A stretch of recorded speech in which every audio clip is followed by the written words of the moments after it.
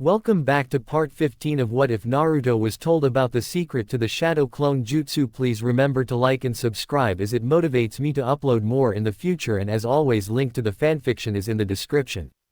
Chapter 43, Stormy Seas.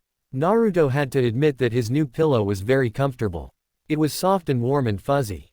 All the good things a pillow should possess, except maybe the fuzziness in most cases. Combine that with the mild heat bearing down on him from the sun and the smell of the ocean on the breeze, and it was easy to see why the blonde Uzumaki looked almost ready to fall asleep. He was laying against his new pillow on the pier overlooking to ocean.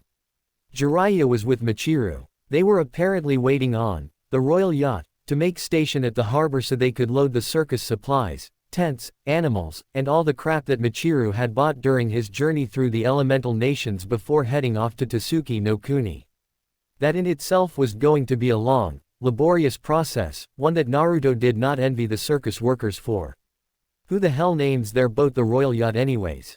Naruto complained to himself as he moved the reed he had stuck in between his teeth around. That's got to be the most snobbish name for a ship I've ever heard. That's royalty for you. Kyuubi's answer was very airy, uncaring even. Maybe it was because she was too busy filing her nails to care about something as mundane as a ship's name. While her pillows was not as comfortable as the living one Naruto was using, she had a lot more of them, which more than made up for the lack of comfort. Even back when I was hidden under my guise as a human, the rich and spoiled gave items they owned similar names: the royal carriage, a noble cause, the sword of promised victory. HMPH. Humans like giving grandiose names to things because it makes them feel more important than they really are. Yeah, I guess, Naruto sighed. In response to his deep release of carbon dioxide, his pillow shifted, then growled in question.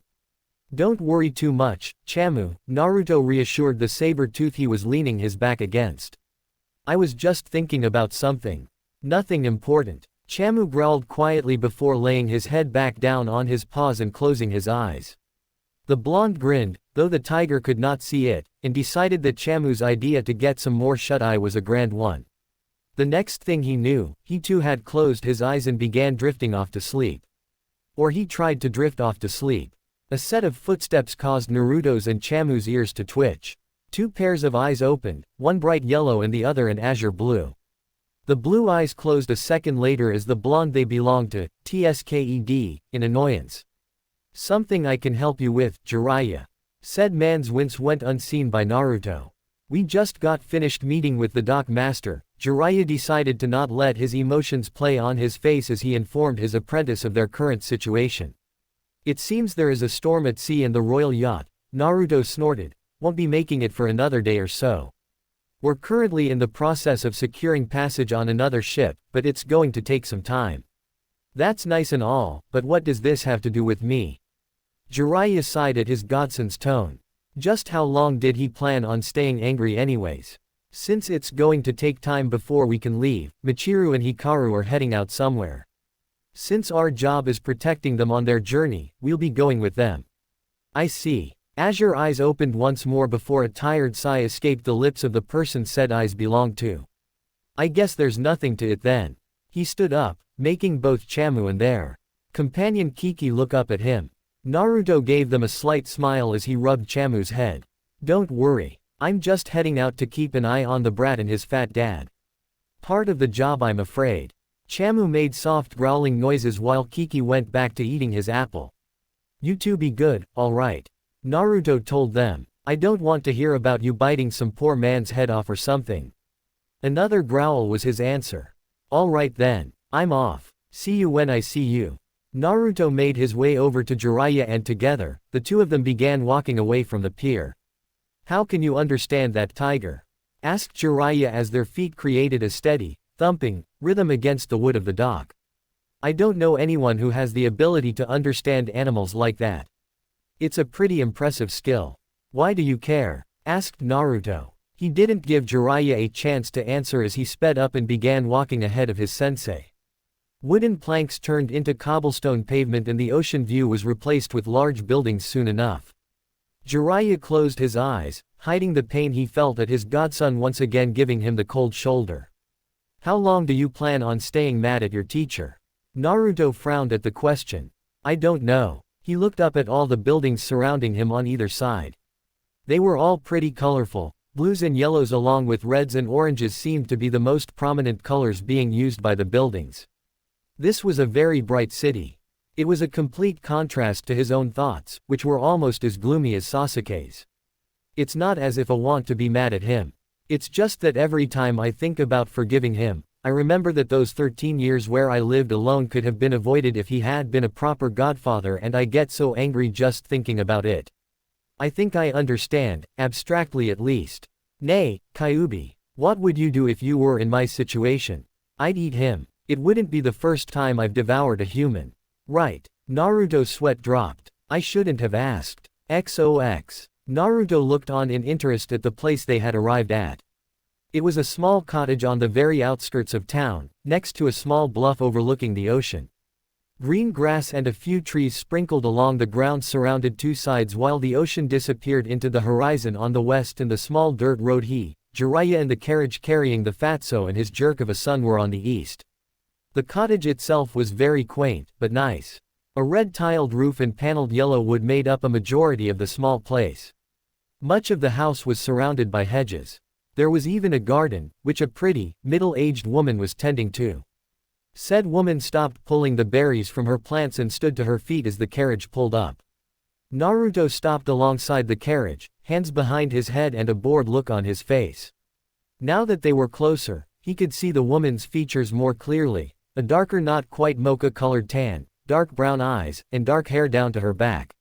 She was wearing a basic sleeveless green dress and had a shark-toothed necklace around her neck. The door to the carriage opened and Michiru stepped out of it carrying an armful of flowers. There sure were a lot of them. Flowers, that is. And such variety as well. They were all so colorful. Being an amateur gardener himself, Naruto knew a few of the flowers the man was holding, but the rest were a mystery. As the fat man stopped just in front of the garden, the woman halted herself at the end, opposite the obese prince. The flowers came down as Michiru lowered his arms, revealing his chubby face.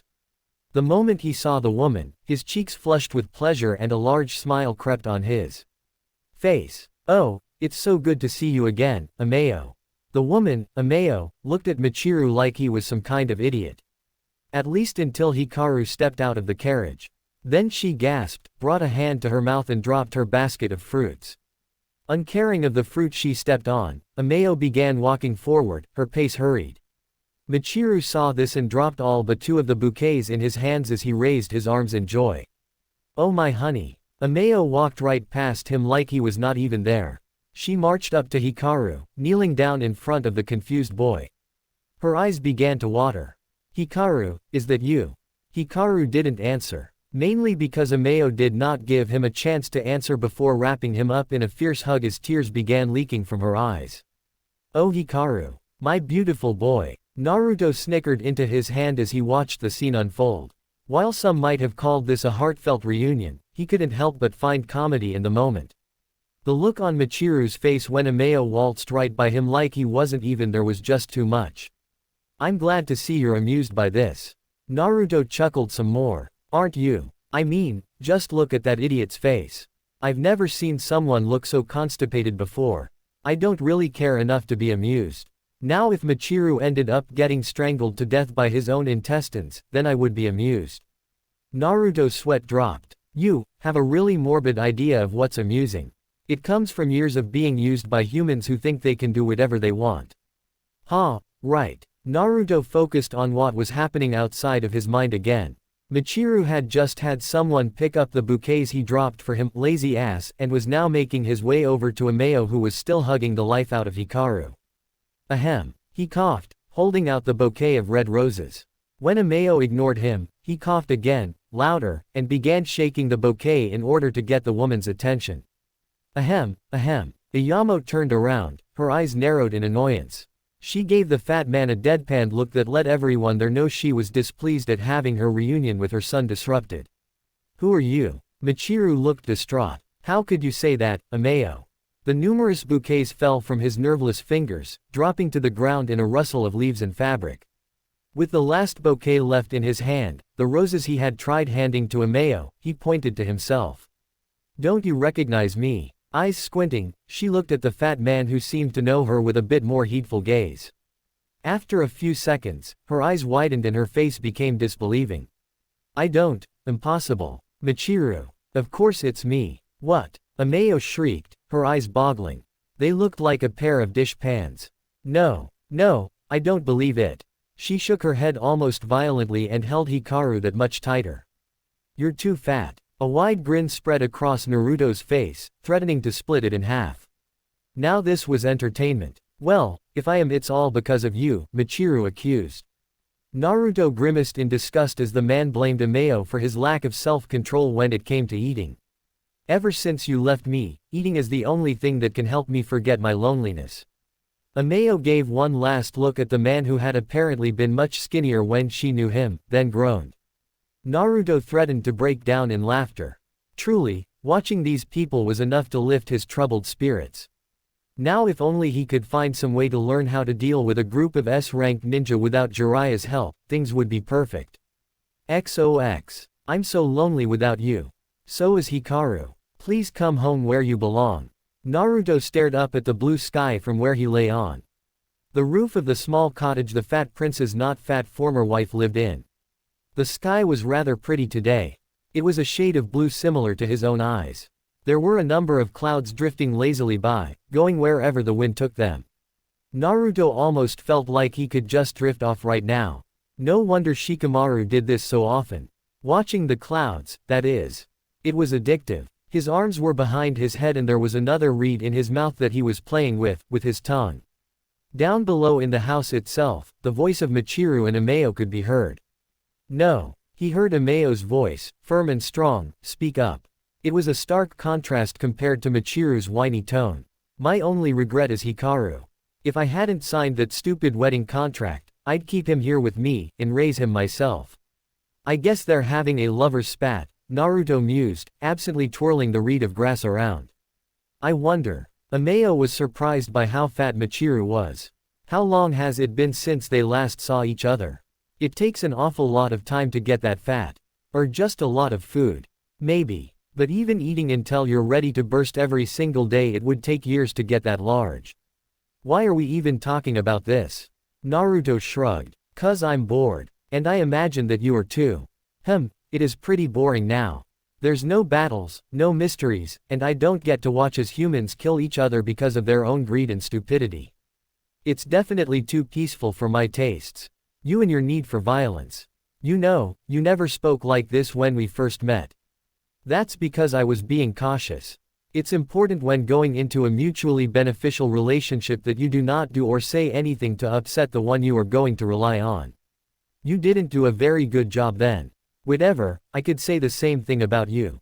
Touché. The sound of footsteps underneath the blonde-haired Uzumaki alerted him to the fact that two people were pacing. One was light, Ameo's definitely. The other was heavy. Michiru, obviously. Why do you hate me so much?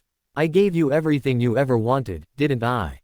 Wasn't it enough? The pacing stopped. Michiru. You never gave me the most important thing. Michiru's confusion was obvious, even to Naruto who could not see the man. The blonde could just imagine that idiot of a prince, his head tilted to the side in confusion as he tried to figure out what his former wife was talking about, and failing. I know. How about a new palace? A pink one? No. Bang. Scratch that. He wasn't just failing. He was failing epically. Then, how about a villa for your parents? That way they could live with us year-round, even in the winter. RRGGG. Slam. Oh boy, Naruto whistled. Someone's getting violent down there. Don't be so mean, Michiru started again after a several-second pause. Come on. Come live with me again. I'll give you anything you want. Just name it. You want the royal jewels? You can have them, my love. Anything you want. I would even give up Tsuki no Kuni for you. Naruto wrinkled his nose in barely masked disgust. This was the prince of Tsuki no Kuni. This disgusted, sniveling piece of shit who would willingly give up his entire kingdom just like that. A man like this was not worthy of calling himself daimyo. No wonder he had not already inherited the title. He had yet to even understand what should be truly important to him. Apparently, Ameo felt the same way because a second later there was a loud clattering of something falling to the floor, a chair most likely, followed by the sound of flesh smacking against flesh.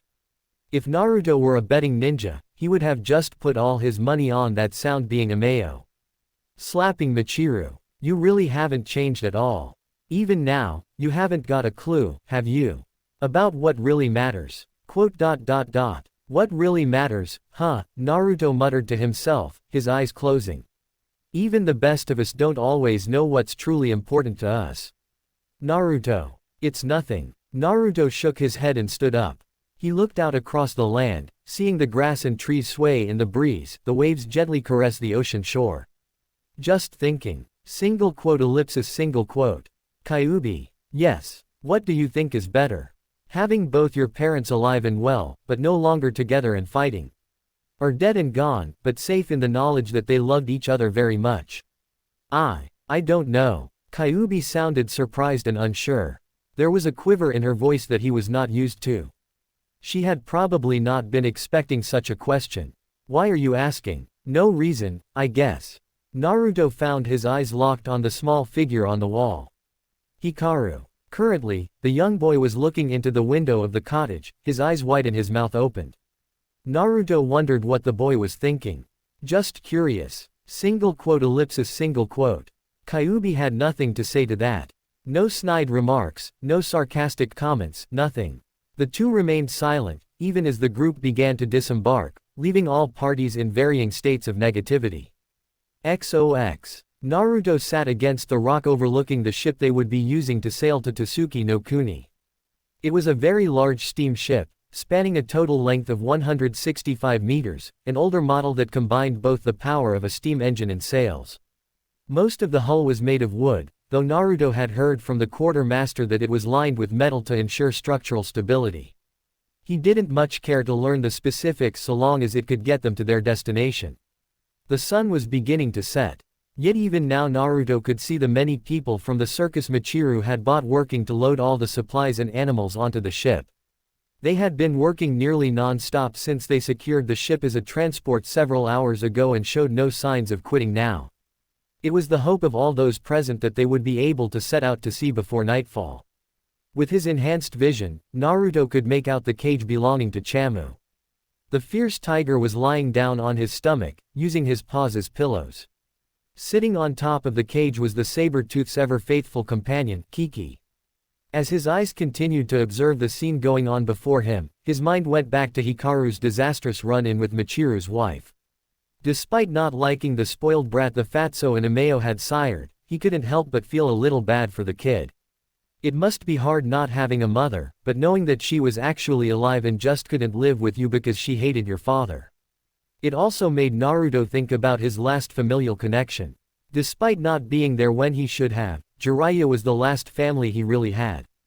Did he really want to alienate the man just because he was angry? Naruto inhaled deeply of the ocean air, the taste of salt tingling on his tongue. He held it for a moment, then released it all in a monumental sigh. Kyuubi, do you think I should forgive Jiraiya? Ellipsis. There was a pause as the great Biju was startled from her thoughts. It took several long moments of thought before she was able to speak. Even then, her words were not an answer, but a question. Why are you asking me? Why wouldn't I ask you? Naruto returned, giving her the mental equivalent of a shrug. Unlike everyone else, you are the only person I know that can give me an unbiased answer. Any advice my friends could give me would be jaded by their beliefs and thoughts of Jiraiya, one of the 3 legendary Sannin. You are the only one who doesn't give two shits about him or his fame, and I need someone who will give me a straight answer without any form of hero worship shadowing their judgment. I see. Kyuubi paused for a moment. Naruto got the feeling that she was thinking a bit more carefully about her answer than she normally did. I can't give you a straight answer. Being who I am, I've never really felt close enough to anyone to consider them family. Not even the people who first raised me. Still, if I were in your place, I would look at things from a more logical perspective than an emotional one. A logical perspective, you know, looking at what you have to gain and lose by going with either option. Pros and cons, positive versus negative. Whenever I was making any decision during my time disguised as a human, I would always choose the option where I stood to benefit the most. That's a pretty selfish way of looking at things, Naruto sighed, I can definitely see you thinking that way. Are you insulting me? Kyuubi asked, a dangerous tone entering her voice. The back of the hair on Naruto's neck began to stand on end. It felt like if he didn't answer this question right, he would be in serious trouble with the woman sealed inside of him. No, he was quick to reply. I was just saying that it's something I can see you doing. It makes sense though. Maybe I should begin thinking that way. Kyuubi frowned as she tried to determine whether her container was being sincere. It was always hard to tell with this brat. Still, she couldn't sense any duplicity in his voice, so decided to let his comment go without reprimand. That you should. Humans are greedy, always looking out for their own interests without regard to who gets hurt in the process. That's half the reason wars are started. Someone got too big for their britches and ended up overextending themselves in their quest for more. Is that how you got sealed? Naruto teased. Moving on, Kyuubi said loudly, coughing into her hands. You should begin thinking about what you stand to gain and lose from your decision on what to do in regards to your sensei. What are the benefits towards hating him as opposed to forgiving him? What do you stand to lose? Well, Naruto's face scrunched up in thought, his arms crossing over his chest. I suppose if I continued to hate him, it would make me feel vindicated. It would also hurt him. You think so? Of course. Regardless of whether or not he was there for you when you were younger, he is still your godfather. And you are the last living connection to his favorite student. I see. Naruto sighed. I don't really care to hurt him. That's not why I'm doing this. I'm just so angry at him. I want. Yes. I don't know. I guess I just want to know why. Why did he leave me for 12 years without even visiting me once? Even if he had to live away from me, he could have visited me occasionally. Not even his spy network was stopping him from doing that. You could always ask him, Kyuubi suggested. Naruto said nothing. Anyways, moving on. Is there anything else you can think of? No. Then let's go on to the other option. What do you stand to gain from forgiving him? I don't know. Naruto shrugged. I guess things would go back to the way they were. You could always extort him if you want.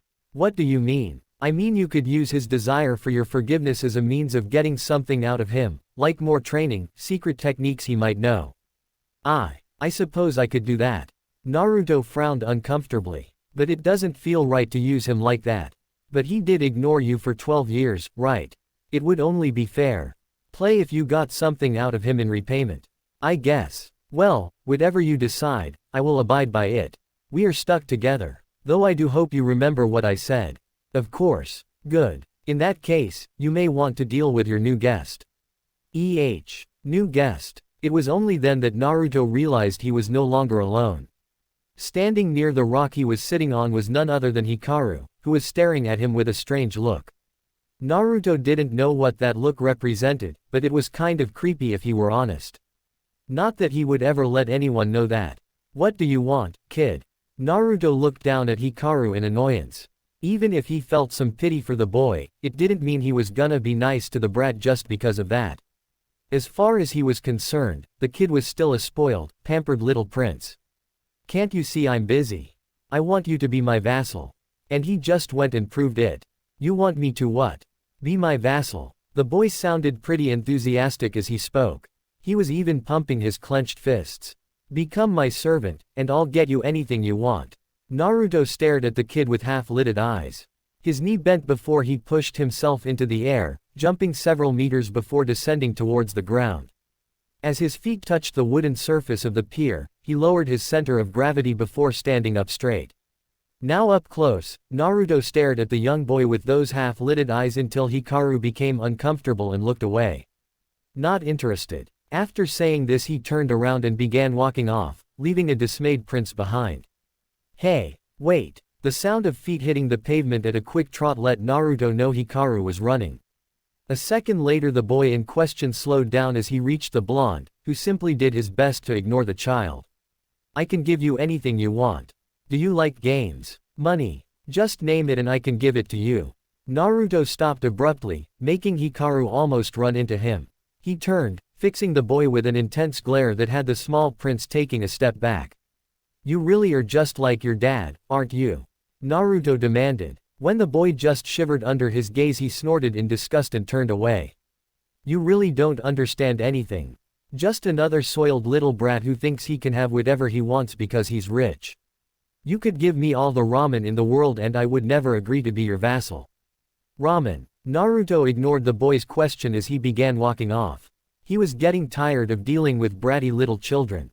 This mission seemed to be full of them. You really love ramen way too much. Shut up. XOX. Many hours later the ship had finally set sail. It had taken a lot of time, hard work and sweat, but with the combined efforts of everyone from the circus they had managed to get all of their equipment, supplies and even the surplus of random junk that Michiru had bought into the ship without too much hassle. Thanks to their efforts the group had managed to set out to sea before the day had ended. Having been assigned the task of protecting the fat prince and the spoiled prince, Naruto decided to keep his mostly silent vigil away from the others, choosing the higher ground of the mast where he could see everything around them as opposed to sticking up close where the two princes and Jiraiya were sure to annoy him. It was better this way. Roosting up in the small lookout post, Naruto watched the world move slowly by. His hair blew in the breeze brought about by a combination of the wind and ship movements, swaying in front of his face and occasionally blocking the view of his eyes. Azure irises scanned the event horizon for anything interesting. He didn't need to worry about Michiru or Hikaru getting killed by an enemy sneaking on board.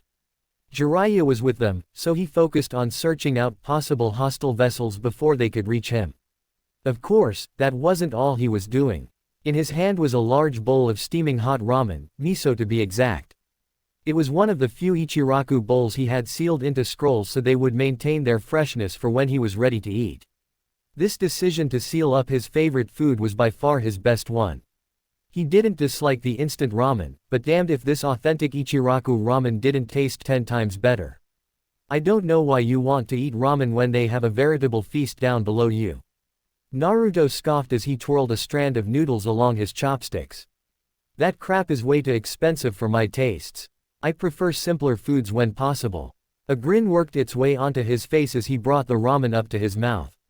Besides, nothing beats a hot bowl of Ichiraku's ramen. Except for every other food on the planet. Naruto scowled. You just don't understand the greatness that is Ichiraku.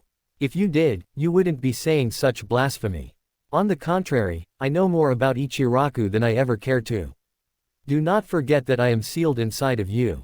I have seen everything that has ever happened to you in life, and I've occasionally been able to share your senses whenever you were feeling particularly emotional. And unfortunately, a good number of those occasions were when you ate at Ichiraku's. So yes, I do know about Ichiraku's, and I still can't see why you would bother eating that crap. I'm not going to stand here and listen to you insult my favorite food. You take that back this instant. No, I don't think I will. Naruto's scowl was fierce as he listened to Kyuubi's voice speak inside of his mind. Ooh, he could just picture that infuriating smirk on her face as she spoke about his favorite food with such derision. He couldn't believe this woman was daring to insult ramen. And to his face. Ellipsis. Well, maybe it wasn't quite to his face, seeing how she was locked up behind that seal and they weren't actually speaking face to face. But, that didn't change the fact that she was insulting ramen. And not just any ramen. Ichiraku's ramen. The ramen of ramen. This injustice towards the food of the gods was not something that he could just let slide. Now listen here, for bag. I don't care if you are the most powerful Biju in the world. And I don't care if you're the hottest piece of ass I've ever seen. You will not insult ramen in my presence. Do you understand me? Silence entered the debate between man and Biju. Naruto wished he could actually see the woman he was arguing with. This entire scolding thing would be much more effective if he was actually capable of glaring at the redhead. Still, all that meant was that he would have to let his voice convey his anger properly. So you think I'm the hottest piece of ass you've ever seen? My, such flattery. You certainly know how to make a girl feel special. Naruto's right eye began twitching and a vein pulsed on his forehead at the sound of Kyuubi's teasing voice speaking up once more. It was really beginning to bother him that he never seemed to be able to pull one over on the powerful chakra entity. What's more, that strange desire to mess with him that she had seemed to be getting stronger. The number of times she teased him like this were increasing by the day. Naruto didn't know why this was, but it was beginning to drive him to his wits' end. Ah, you know what? I'm done with this conversation. The blonde slumped down in his seat. He hadn't even realized he'd shot to his feet during his heated rant, and began eating his ramen again. I don't even know why I bother anymore. I don't either. Naruto scowled, but he didn't say anything and instead continued slurping up his noodles. As he began to calm down, Naruto chided himself on letting that woman get the best of him. He really should know better than to let his anger overtake him like that. Not that it was necessarily his fault. Kyuubi always seemed to know exactly what buttons to press to make him lose his top, so to speak. Letting his mind drift along other veins of thought as he finished off his bowl of ramen, the sound of loud, boisterous laughter caught his attention. Looking down, Naruto couldn't help but scowl as he saw Jiraiya sitting at one of the tables, a bottle of sake in one hand and one of the circus girls wrapped around his arm. He was clearly quite drunk, as indicated by the streak of red going across his face, and the laughter. Only someone who was super drunk could have such a boisterous laugh. Focusing on the others, Naruto saw that Michiru was also feeling quite rambunctious that night, or he was just drunk as a fucking skunk. The blonde was betting on the latter. The man was laughing quite joyously, dancing around like some kind of loon. The prince of Tasuki no Kuni spun and twirled like a drunken top. It was a wonder he didn't fall on his ass. Absently, his eyes went over to the other prince. Hikaru was sitting by himself, his cheek resting on the butt of his hand. He seemed kind of depressed. Not that Naruto cared. The brat was probably just sulking because he wouldn't become the boy's vassal. His gaze went to the horizon once more. As they looked out at the sky and ocean beyond, his eyes narrowed. Dark storm clouds were brewing in the distance. Naruto could not be sure, but it looked like they were traveling this way. Standing up, the young ninja resealed his bowl and chopsticks away. He then jumped down from the lookout and onto the deck below. Michiru and a good deal of the other people did not notice his entrance, drunk as they were. Jiraiya, even though he too was wasted beyond belief, did. Hey, Naruto. The man cheered as he held a bottle of sake in one hand and a cup in the other. Have a drink with me. Naruto rolled his eyes at his sensei. It was moments like these that really told him that the three Sannin may be legendary ninja, but they were also the biggest bunch of crazies he had ever met. There's a large storm gathering northeast of us, Naruto informed the man without preamble. I'm pretty sure it's coming our way. I suspect we'll get hit within the next hour or so. His words caused Jiraiya to sober up. The man's gaze sharpened a bit as he stood to his feet and walked over to the side of the ship. Hands clamped to the railing, Jiraiya looked at the gathering storm that Naruto had mentioned. It was much closer now than when Naruto had last spotted it. The winds were blowing it their way. Naruto, Jiraiya's voice held none of the drunken cheer it had 5 seconds ago. I need you to help me break up the festivities and get all of these people into the ship. Right. Together, the two began informing people of what was going on. They didn't speak to each other much, but it was a marked improvement to the last few days. XOX. Naruto was not able to sleep. With the storm tossing and turning the boat like it was God's plaything, he had been unable to catch even a wink of sleep. It didn't help that this was one of the first times he'd ever been out to sea. Thus, he lay there in bed, wide awake. His hands were behind his head, fingers laced together and his legs crossed over each other. Bright blue eyes stared up at the ceiling, counting the lines of the wooden beams. He had gotten to 64 when Jiraiya burst into the room. Naruto. The man sounded pretty serious. As he picked up Naruto's discarded clothes and tossed them at said blonde. Get dressed and get up. We've got work to do. What's going on? Asked Naruto as he did as told, quickly donning his shinobi uniform. Because of how violent the storm's gotten, the animals to the ship are in danger of being thrown overboard, his white-haired sensei informed him as he waited for the blonde to get ready. We need to get out there and get all the animals into the ship's interior. Naruto's mind went to the animal friend he made on this mission. No one else would be going near Chamu's cage. Zipping up the jacket Jiraiya had given him as he and the white-haired Sannin walked out of the hall, Naruto said, Got it. Is everyone from the circus helping out as well? Yeah, Jiraiya walked ahead, his pace hurried. However, they're just regular civilians. That means they'll be slow. It'll be up to us to get the majority of the animals into the ship. Right. What's the point? Naruto froze on the spot. His head turned so that he could look behind him in order to glare at Hikaru. What was that? Who cares about those stupid animals? Hikaru muttered darkly. Just let them drown. How dare you? Naruto's harsh growl caused Hikaru's posture to freeze. The blonde-haired, blue-eyed, whisker-marked ninja stomped over to the boy, whose eyes had widened in fear. Naruto's teeth were grit so hard that it looked like they might chip, and his eyes were shifting from their normal azure blue to a deep purple. How dare you say something like that?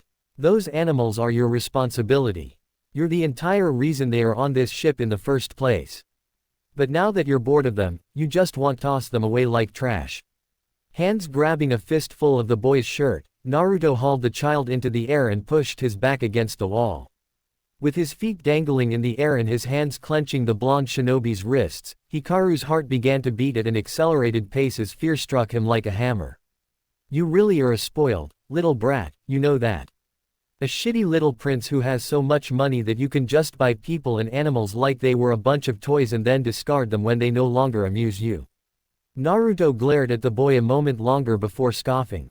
TCH. He let go, dropping the boy to the ground.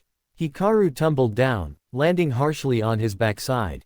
Naruto turned around and began walking away, leaving the boy staring at his back in fear and tears leaking out of the corner of his eyes. Why don't you go back to bed, you spoiled, little waste of space? XOX. You've been awfully angry lately.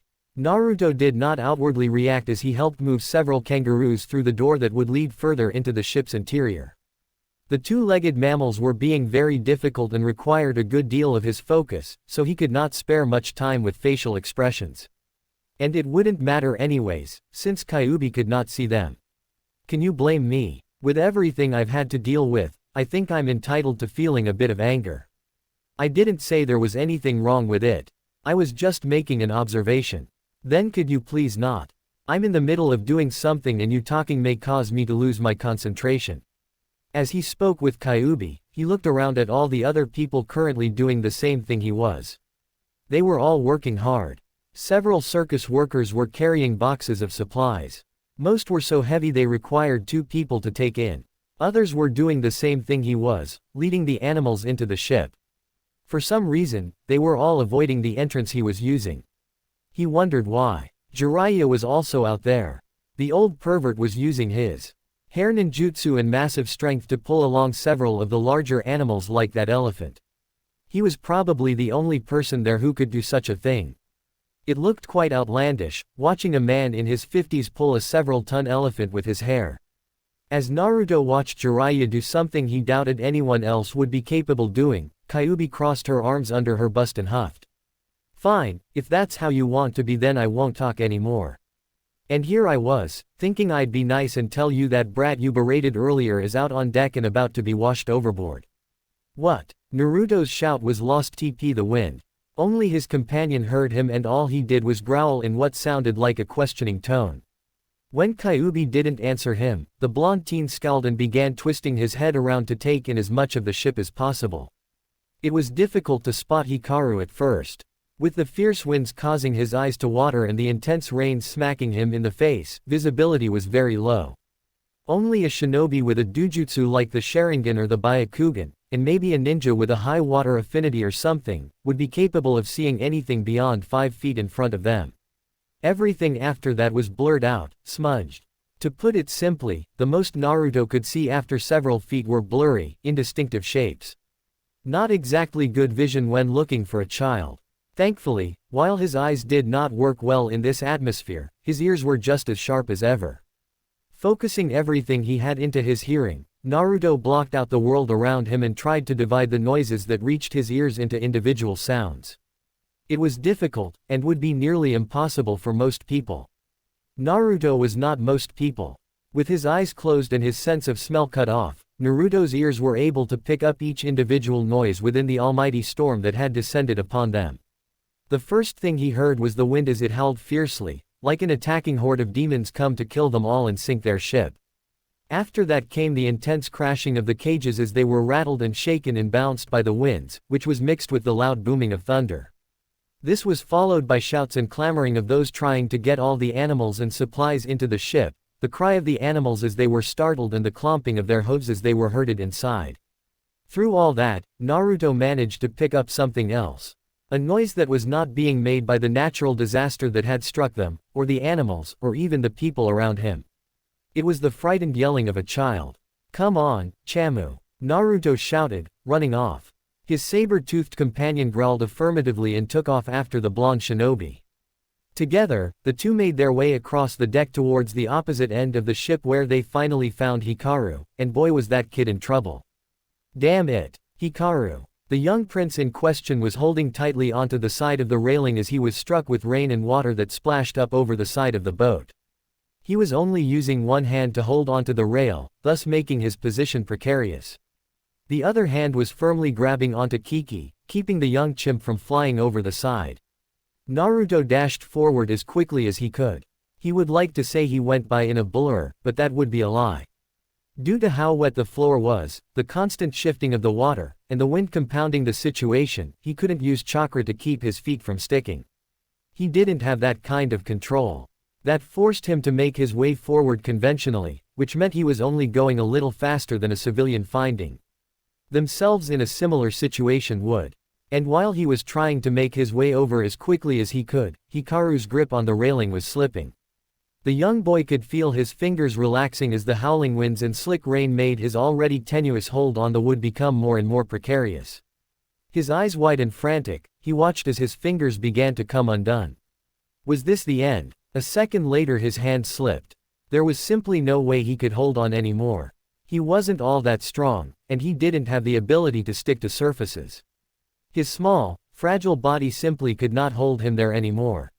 He began to fall. Not even a moment passed after he started falling, his mouth open in a loud shout as he and the monkey in his grasp began plummeting to what would surely be their doom. Did a hand reach out from beyond and grip his own flailing arm? "Hang in there, kid. Don't let go of my hand."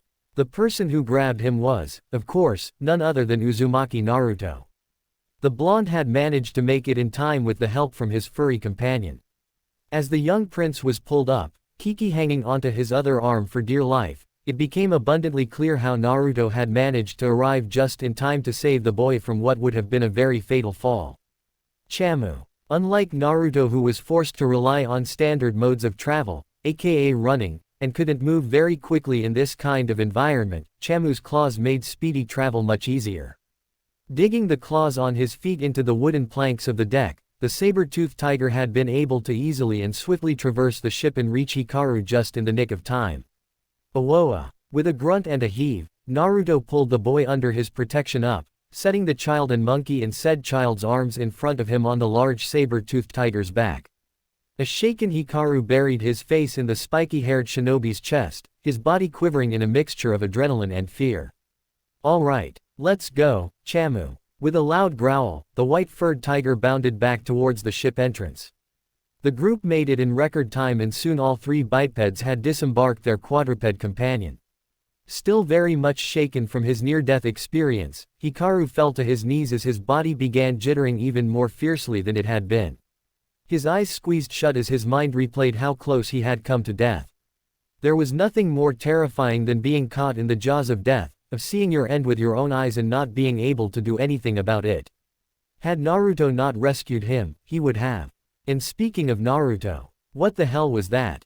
The boy in question was not happy with his charge. He and his sensei had been paid a lot to protect this kid and his old man, and all their efforts had nearly been ruined because the boy seemed to have some kind of death wish. When Hikaru did not answer, Naruto gripped him by the front of his shirt and hauled the kid up to eye level. "Well," he growled, "what were you thinking? Running outside during a storm like that? Do you have any idea how close you were to dying? Well, why did you do that?"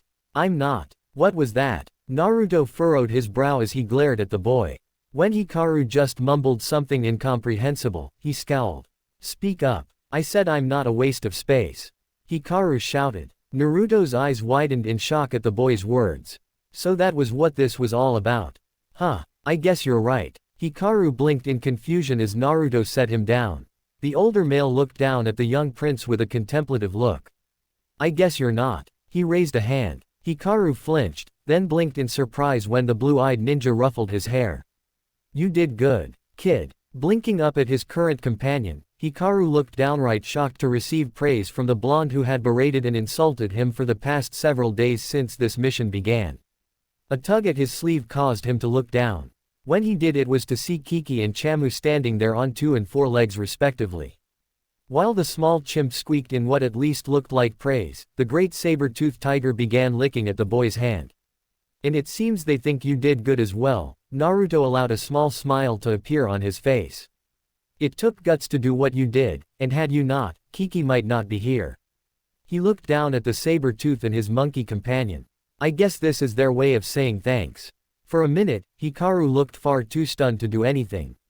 However, after several seconds of standing there like some kind of idiot, tears began gathering in his eyes. With a great shudder, the boy began crying. He bent down, wrapping his arms around Chamu's neck. The tiger did not attempt to bite his head off this time. Meanwhile, Naruto placed a hand on the young prince's head. A little ways away, Jiraiya watched this scene with a small smile on his face. It looked like things around here were finally starting to look up. Now if only this storm could leave so they could continue their journey without worry. Outside the interior space of the ship, said storm continued to wage. It would be some time before this fierce tempest abated. Chapter 44, Betrayal. So, Michiru Dono has finally come home after his year-long sojourn, has he? Yes, my lord. Reports also claim he is being guarded by 2 powerful shinobi, Jiraiya of the Sannin and his apprentice, Uzumaki Naruto. I do not know this Uzumaki Naruto, but I have heard of this, Jiraiya of the Sannin. Jiraiya is one of the most powerful ninja in the elemental nations. Dealing with him will be very difficult. I am not sure if we can defeat him, even if all 3 of us combine our might. Do not concern yourself with Jiraiya. Every man has his weaknesses, and I have heard that this Jiraiya has a weakness for women and alcohol. He should not be too problematic to take care of. I shall be counting on you to take care of his apprentice. Of course, Shabadaba-sama. XOX. Naruto didn't think he had ever felt so grateful to feel the solid ground of the earth beneath his feet again. As interesting as sailing over the open waters was, it got very old very fast. There wasn't much to see on a ship. Water, water and more water. As far as the eye could see. If that wasn't bad enough, he was more or less confined to the ship. Oh sure, he could have gone off the side and walked on the water, but he would still be required to stay near the ship. Besides, it's not like walking alongside the boat was any more interesting than staying on the vessel itself. At least he'd had Hikaru and Chamu to keep him company. Ever since the storm, the little boy had become a much better person, happier, and he wasn't as bratty as before, which Naruto was pleased about. He had not been digging that kid's attitude. And speaking of those 2, Naruto glanced at Hikaru out of the corner of his eye. The younger boy was walking alongside Chamu, one hand resting on the saber-tooth's back and idly caressing his spine. He was speaking to the animal in low tones, but Naruto was able to pick some of it up thanks to his enhanced hearing. You're going to love it here, there's so much to do. And there's a lot of open space where we can roam around and play. And we have a really good kitchen filled with amazing food, so you'll never go hungry. Chamu gave a noncommittal growl as he listened to the boy. On his head was none other than Kiki, the monkey that accompanied him.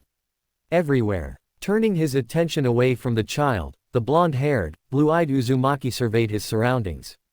They were walking along a dirt path that led to the large capital city. Lining both sides of the caravan were trees of a more tropical variety. Naruto could pick out a few palm trees amongst the foliage.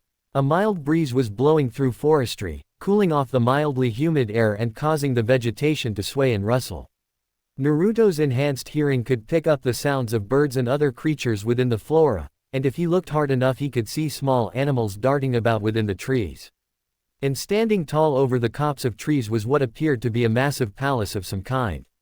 Its design was different from anything he had ever seen before, with large, bulbous mushroom-like tops attached to giant cylindrical spires that rose into the sky like fingers grasping at the heavens. There was a flamboyancy to it that differed greatly from normal elemental nation architecture. Naruto wondered if the people who built the palace had been foreigners from a faraway land. It wasn't long before they reached the capital. Naruto was the first to know when they had gotten close. his hearing able to pick up the threnody of voices coming from within the largest city of the Crescent Moon Kingdom. The city itself was blocked off by a large wall at least 30 times larger than Naruto was tall. The caravan they were a part of was forced to stop just in front of a large, wooden gate, but only for as long as it took the soldiers guarding it to realize their prince and his son were a part of the group. They were let in without much fuss after that. Once the group had moved past the gates, the circus troupe that Michiru had bought began what looked like a routine they had practiced hundreds of times. Fire breathers walked up to the front, all of them lining up as they marched down the street and blew oil onto the torches in their hand to create large gouts of flame. Acrobats and gymnasts flipped and spun and twirled about in an incredible display of choreography. Even the animals had been let out and were being herded along. Naruto watched as one particularly spirited acrobat flipped onto a large elephant and do a one-handed handstand. Looking back down, he glanced at the large crowd that had gathered on either side of the street upon seeing them. There had to be hundreds, maybe even thousands of people watching them march by. He could see many people whispering about them, and just as many were clapping at the show the circus members were putting on. Children stood in awe as they watched the large caravan walk past. Michiru seemed to be enjoying himself, Naruto noted wryly. The fat prince was sitting on a throne on one of the floats they had brought out for this march, waving at his subjects and laughing joyously. The young ninja with whiskers wondered if he even realized that most of the people staring at him were doing so in revulsion, not adulation. When they finally reached the palace, the group was greeted by a very short, portly-looking man with short brown hair that jutted out at the sides to resemble horns, sideburns, and thick mutton chops. He was wearing very stately-looking purple robes over a thinner white robe, with a gold collar at the neckline, and a pink sash over his left shoulder. Adorning his fingers were a number of gold rings. Naruto thought the man looked ridiculous, just like every other pompous politician he had met. Michiru Dono, the man with the pot belly, greeted with his arms spread in welcome and a congenial smile on his face. He had a very nasally voice. It sounded he was constantly whining. "A pleasure to see you finally return. How was your trip?" "It went well, thank you," Michiru said before turning to Naruto and Jiraiya. "This is Shabadaba, my father's advisor." He then turned back to look at Shabadaba. "And these are my new ninja guards, Jiraiya of the Densetsu no Sannin and his apprentice, Uzumaki Naruto." "A pleasure to meet you." Shabadaba shook hands with Jiraiya. "I have heard much about your exploits, your reputation precedes you." "Glad to know I'm so famous, ha ha ha ha." Jiraiya let loose with his normal, boisterous laugh. "Indeed." With the introductions done, the daimyo's advisor addressed Michiru again. "Since you have returned and it appears you brought some entertainment, why don't we celebrate your return with a party?" "An excellent idea." Michiru clapped his hands together, a delighted look appearing on his face. Naruto grimaced in disgust. All this man had been doing since he and Jiraiya became his escort was partying, probably even before that. Hadn't he had enough? Good. Come, why don't we show our guests to their room and then we can prepare for the festivities. Naruto found himself wondering about just how rich the royalty for this country was as they entered the palace. While he had seen Michiru throw away money buying useless and expensive trinkets like nobody's business, the interior of the palace made him realize the money spent was likely just a small drop in the vast ocean of riches he possessed. The floors were made of white marble that was polished to a shine. Columns lined up in rows rose up to the ceiling, ending in elegant Corinthian designs. The walls were inlaid with gold and there were several pieces of expensive-looking artwork and busts along the walls. "Where is father?" asked Michiru as they walked towards a set of stairs. "I must inform him of my return." "Your father is ill, unfortunately," Shabadaba said. Michiru looked startled, but before he could voice his concern, the advisor continued. "It is nothing serious, I was assured. However, it is contagious. For the sake of others' health, your father has confined himself to his room and shall not be able to see you right away." "Oh, I see." Michiru looked a little depressed for a moment, but quickly perked up. "I suppose it can't be helped. I shall simply have to give a toast in his honor at the party." "A splendid idea," Shabadaba complimented with an odd-looking smile. "A very good idea indeed. XOX. The party celebrating the return of Michiru and Hikaru was just as extravagant and pompous as every other party the Fat Prince had thrown, maybe even more so. The expansive ballroom that was the setting for this little get-together had been decorated up the wazoo, large banners with the words, "Welcome home our prince," hung from the walls, multicolored confetti that glittered and sparkled as the lights hit it rained down from the ceiling. There was a famous band playing music on a large stage, and the circus members were performing various stunts to entertain those who weren't dancing. And let's not forget the buffet table, which is where Michiru had been for most of the evening. Of course, calling this party a little get-together was a gross understatement in no way proportional to the amount of people actually in attendance. There had to be at least 200 or 300 people there, merchants, ministers, politicians, and powerful figures who controlled various aspects of the Crescent Moon Kingdom's economy had all gathered in the spacious and ostentatious room. They mingled and talked, brown-nosing and blackmailing.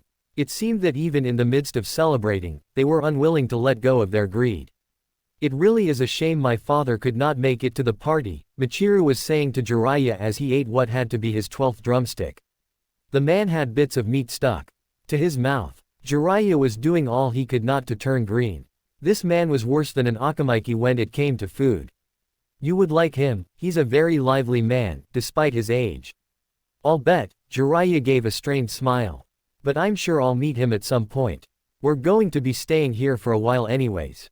Jiraiya had some plans to train Naruto in this more tropical region to get him used to fighting in different environments. Of course. Jiraiya-kun. Oh look, it's Jiraiya-sama. Jiraiya's head snapped in the direction of the very female voices, his jaw nearly dropping when several drop-dead gorgeous women clad in elegant kimonos came up to him. A second later his cheeks were a dark crimson and steam was shooting out his nose like a bull that had seen red. "Hello there ladies." He gave them a roguish grin. While most people, namely Tsunade, assumed that Jiraiya was just a pervert, the truth was he could put on the charms when he wanted to. He was quite the ladies' man. "What can I do for you this lovely evening? You could start by joining us," one of them said as she wrapped both her arms around one of his left arm, to be exact. The others soon followed with one claiming the other arm while the rest crowded around him to form a loose circle. "And then maybe you can continue by telling us of your exploits. Your reputation has spread quite far, and I'm interested in seeing if some of those tales about your legendary stamina are true." "I can assure you my dear, they are all true." Ha ha ha ha. Moments later, Jiraiya was walking off with the group of ladies, likely to the nearest bedroom so they could do the gods only knew what, probably something so perverted it would make all his smut novels look tame. While the party was going on inside of the large, ostentatious room, Naruto stood outside on a small balcony overlooking the ocean. He was leaning his forearms against the railing, gazing out at the sea as it glittered lightly with the twinkle of 1,000 stars and the moon overhead. A light breeze buffeted his hair, causing his bangs to sway in front of his eyes. Sitting on the tailing by his side was a bottle of sake, which he had purloined for himself. "You don't want to join the party?" "Not really," Naruto answered Kyuubi as she spoke to him. "Partying isn't really my thing. Gotten that party's way too extravagant for my tastes." He had never been one for parties, or to be more precise, he had never been to a party before now and thus was unable to deal with them. It didn't help that this party was full of brown-nosing politicians. I'm surprised you know what extravagant means." "Oi, I'm not stupid, you know." Naruto pouted as the woman teased him about his lack of, intelligence. It had been a long time since he had been an idiotic brat who didn't know complex, multi-syllable words. "I remember back when I used to go to parties like this," Kyuubi ignored him. Naruto pouted some more, but was also intrigued by her words. "You used to go to these kinds of parties?" "Of course, it is only befitting that one of my stature enjoys herself." Naruto rolled his eyes. "Back then I would find someone of wealth and status and convince them to take me to whichever lord was hosting a party at the time." "You mean you manipulated them into taking you?" Naruto sighed. He wasn't sure what bothered him more, her words, or the fact that they no longer bothered him anymore. Manipulated is such a harsh word, her voice was sly and mischievous.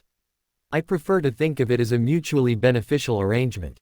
I got to enjoy a lifestyle befitting my status and they got to take one as magnificent as myself to a party and show me off. It was a win-win situation. And they probably didn't remember a thing that happened the next day, am I right?" "Well," Naruto snorted, then shook his head. Somehow, he was not surprised by the woman's words or thought process in the matter. She had informed him about her thoughts on humanities, uses, plenty of times. Why would this time be any different? Naruto. Turning, Naruto found Hikaru and Chamu standing behind him on the balcony. As always, Kiki was sitting on Chamu's head. Yo! Naruto raised a hand in greeting. The young boy and the tiger walked up to him. Chamu rubbed his head against Naruto's leg, wanting to be petted. Naruto had no problem with this and began to absently scratch behind the saber-tooth's ear, making the large, predatory cat purr. "Are you not enjoying the party?" asked Hikaru as he stopped next to the taller blonde. "Big parties like this aren't really my thing," Naruto told the younger boy. "Me neither." "Really? Really?" Hikaru nodded. "None of those people really care about me. They're just being nice because they're sucking up to my father. I would much rather be by myself." "I suppose that's noble life for you," Naruto commented idly. He looked back out at the ocean, even as he raised the bottle of sake to his lips. It wasn't Mount Myoboku's firebrand, but it was still pretty good. "It's definitely not the life for me." Hikaru turned to look out at the ocean along with Naruto, with the blonde in question turning his head to look back into the gigantic ballroom one last time. After a moment he shook his head. Definitely not for him. XOX. After several more minutes of staring at the ocean, drinking sake, the blonde Uzumaki decided the party simply wasn't for him. He left with Hikaru and Chamu in tow. With the flamboyant festivities now behind them, the young prince decided to give the blonde ninja with whisker marks on his face a small tour of the palace. He couldn't show Naruto every place in the palace, of course, the large residence of royalty was simply too big to show off in a single night, but he showed Naruto some of the more important places, like his game room. "You really like video games, don't you?" Naruto felt a large bead of sweat trickle down the side of his forehead as he looked at the half a dozen television sets lining the walls, each with its own video game console. Hikaru nodded his head as he turned on one of the many TVs and consoles. "Video games are so cool, and fun." The young boy turned his head to look at Naruto. "Do you wanna play?" he asked, almost unsurely.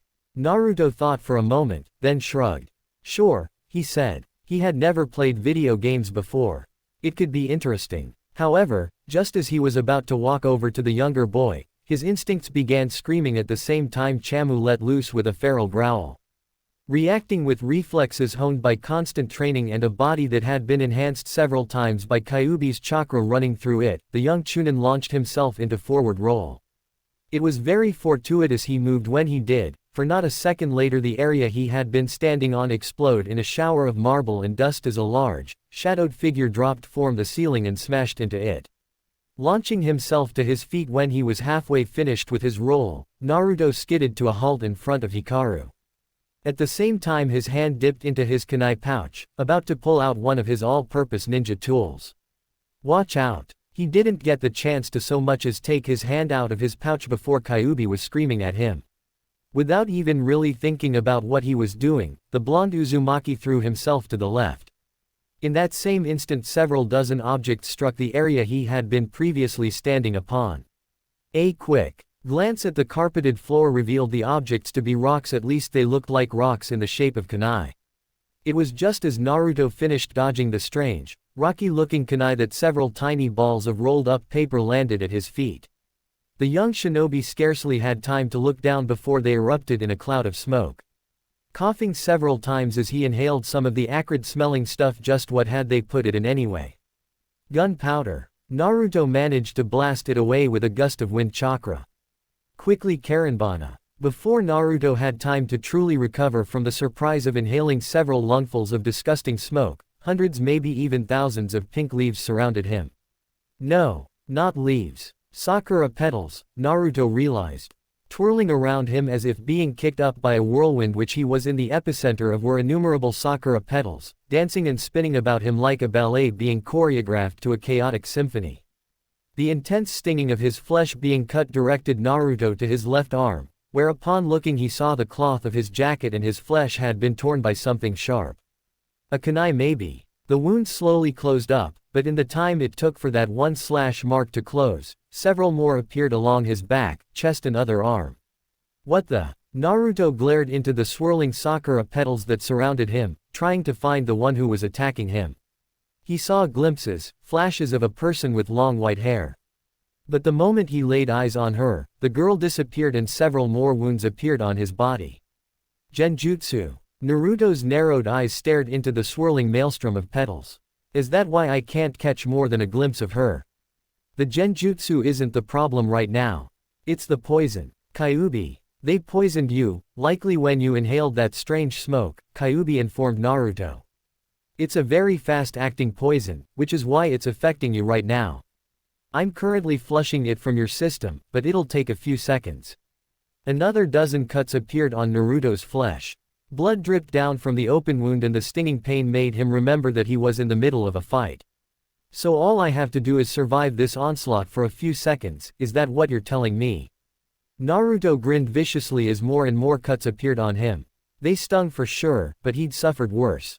Seems easy enough. Don't get cocky, Naruto. HMPH. Let me have my fun, Kyuubi. Whatever. What are you smiling about, idiot? A female voice asked. So he was right, one of his attackers was definitely a girl. She was likely the one who cast the genjutsu on him. Women tended to have better control over their chakra than men from what he had seen. I'm smiling because that poison of yours didn't work as well as you probably hoped it would. What? There. Quicker than lightning, Naruto's hand lashed out in a powerful jab that caught one of his attackers in the face. The feel of his fist meeting soft flesh was very satisfying, almost as satisfying as hearing the pained grunt the woman he just pounded let out was. Too bad he didn't have time to celebrate his victory. Not even a second after he had struck the girl and the petals dissipated was he attacked again.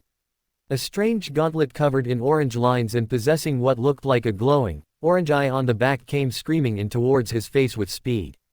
Reacting on instinct alone, Naruto ducked under the attack, lowering his center of gravity and getting ready for a counter.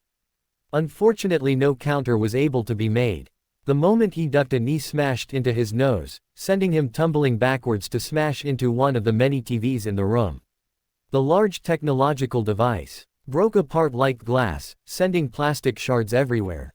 The internal circuitry snapped and sparked, sending a couple jolts of electricity through him. Naruto grunted as he ignored the pain. As his back hit the wall, he placed his feet on the surface and used his leg muscles to push himself off towards the nearest attacker. Now that the surprise of the assault had worn off, he was able to get a good look at his attackers. The one in front of him was a man with long, spiky orange hair and a metal headband with no village symbol on it. He had blue eyes and was wearing a blue shirt with pants and a white vest over it. He was also the one bearing the strange gauntlet with the eye on the back. Several feet away, the female he struck was getting back up. As she stood on her feet and cast a glare at him, wiping away the trickle of blood running down her lips, Naruto saw that she was a tiny little thing. Like, ridiculously small. As in, she looked like nothing more than a child. Her hair was long, white, and shaggy, and she had pink eyes. Like her teammate, the headband she wore had no village symbol. The open vest she wore stopped just below the knees and a pinkish long-sleeved shirt that turned into a skirt could be seen underneath it. She was also wearing black shorts and a pair of black gloves. With his observation, which lasted no more than a second, done, Naruto closed in on the man with orange hair and threw a powerful and speedy punch at the man with the gauntlet. It was dodged, of course, but the orange-haired ninja's eyes widened in surprise at the speed and power Naruto's attack had behind it. His hair was actually blown out of his face by the intense winds the straight jab produced. His attack having missed, Naruto launched himself into a series of combination attacks that appeared to be completely random and thrown without thought. A left hook became a palm strike to the nose. A coordinated 1-2 combo masked Naruto's elbow as it tried coming into contact with the man's face. A straight jab turned into a feint for a reverse roundhouse kick. The ninja with orange hair and no symbol on his headband was just barely able to stay ahead of the attacks. A heel kick was quickly retracted when the man raised his arm to block and Naruto switched feet to catch him in the side. It was blocked, but the attack had enough power behind it to make him grunt in pain as he was sent skidding back. "You've got some power to ya," the man's voice came out deep and mocking, even as he shook his arm out, trying to rid of the sting from Naruto's attack. "However, I think there's something you're not realizing here. Oh, So these guys wanted to do some mid-combat banter, did they? Very well. He could oblige them. And what's that? There are 3 of us. Naruto's eyes widened just as a loud yell tore through the room. He recognized that voice. Turning, Naruto grit his teeth and glared in anger at the man who had a firm grip on Hikaru and was pressing a kunai to the boy's neck. He was a very large, very ugly man. His frame was bulky and muscular and he possessed very thick limbs. The nose attached to his face was very large, bulbous even, and his eyes were small, black, and beady. Combine that with his thick lips and you had one ugly motherfucker. His shaggy brown hair hung about his face, and his clothes seemed to consist of a white vest over a green shirt, a pair of black gloves, and the same symbolless forehead protector as the other 2. Naruto! Hikaru screamed in fear. He squeaked when the tip of the kunai was pressed to his neck. Don't worry, Hikaru, Naruto said, I'll get you out of there. Hey, I admire your confidence, but it's seriously misplaced, the orange-haired man said. He must be the leader, Naruto determined. You're strong, but strong enough to beat all 3 of us. I don't think so. I'll admit, I'm surprised my poison didn't work on you, but you're still outnumbered 3-1. Naruto turned his glare onto the spokesperson of their group. The man smirked, but that smug look quickly left when he saw the glare on the blonde Uzumaki's eyes turned into a mischievous grin. What are you smiling about? You obviously don't know very much about me. If you did, then you would know that I'm never alone. Just as Naruto said this, several puffs of smoke flooded the room. Before the white substance even had time to dissipate, a trio of Narutos burst forth from the thick layer of white and engaged the trio in combat. Caught off guard by the attack, it took a moment for 3 enemy ninja to respond. However, respond they did, and with extreme prejudice.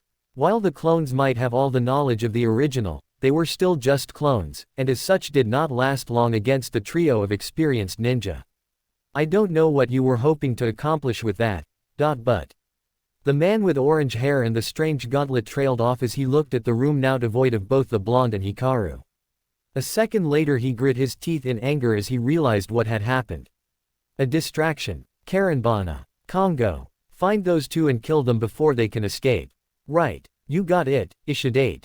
The 3 ninjas soon burst out the door, leaving the room empty save for the now ruined television screens. XOX. Having realized how untenable his situation was, Naruto felt it was high time for a tactical retreat. Much as it galled him to leave a battle unfinished, it was more important that he get Hikaru to safety, and he couldn't fight those 3 while protecting the young prince. Yes, retreating right now was the best option. It wasn't running away, though. Uzumaki Naruto never runs from a fight. Naruto. Don't worry, Hikaru. I've got you. Naruto ran down one of the many halls of the palace. The corridor was dark, with only a few oil lamps interspersed along the wall to cast an eerie light that created strange shadows on the floor. His feet flew across the red carpet, scarcely making a sound as he moved with a silence and swiftness only a ninja could achieve. Hikaru was riding piggyback, his arms wrapped tightly around the whisker-marked blonde's neck as the young Chunin blitzed down the hallway. Where is your father's room, Hikaru? It's in the east wing. I'll tell you where to go. As he followed Hikaru's directions, the pair saw that there was more to the assault on them than they realized. Signs of combat could be seen the closer they got to Michiru's room, scorch marks on the walls, floor, and ceiling, kunai and swords littering the floor, not to mention several bodies, some that were moaning in pain and others that were disturbingly still. And that was not even mentioning the blood.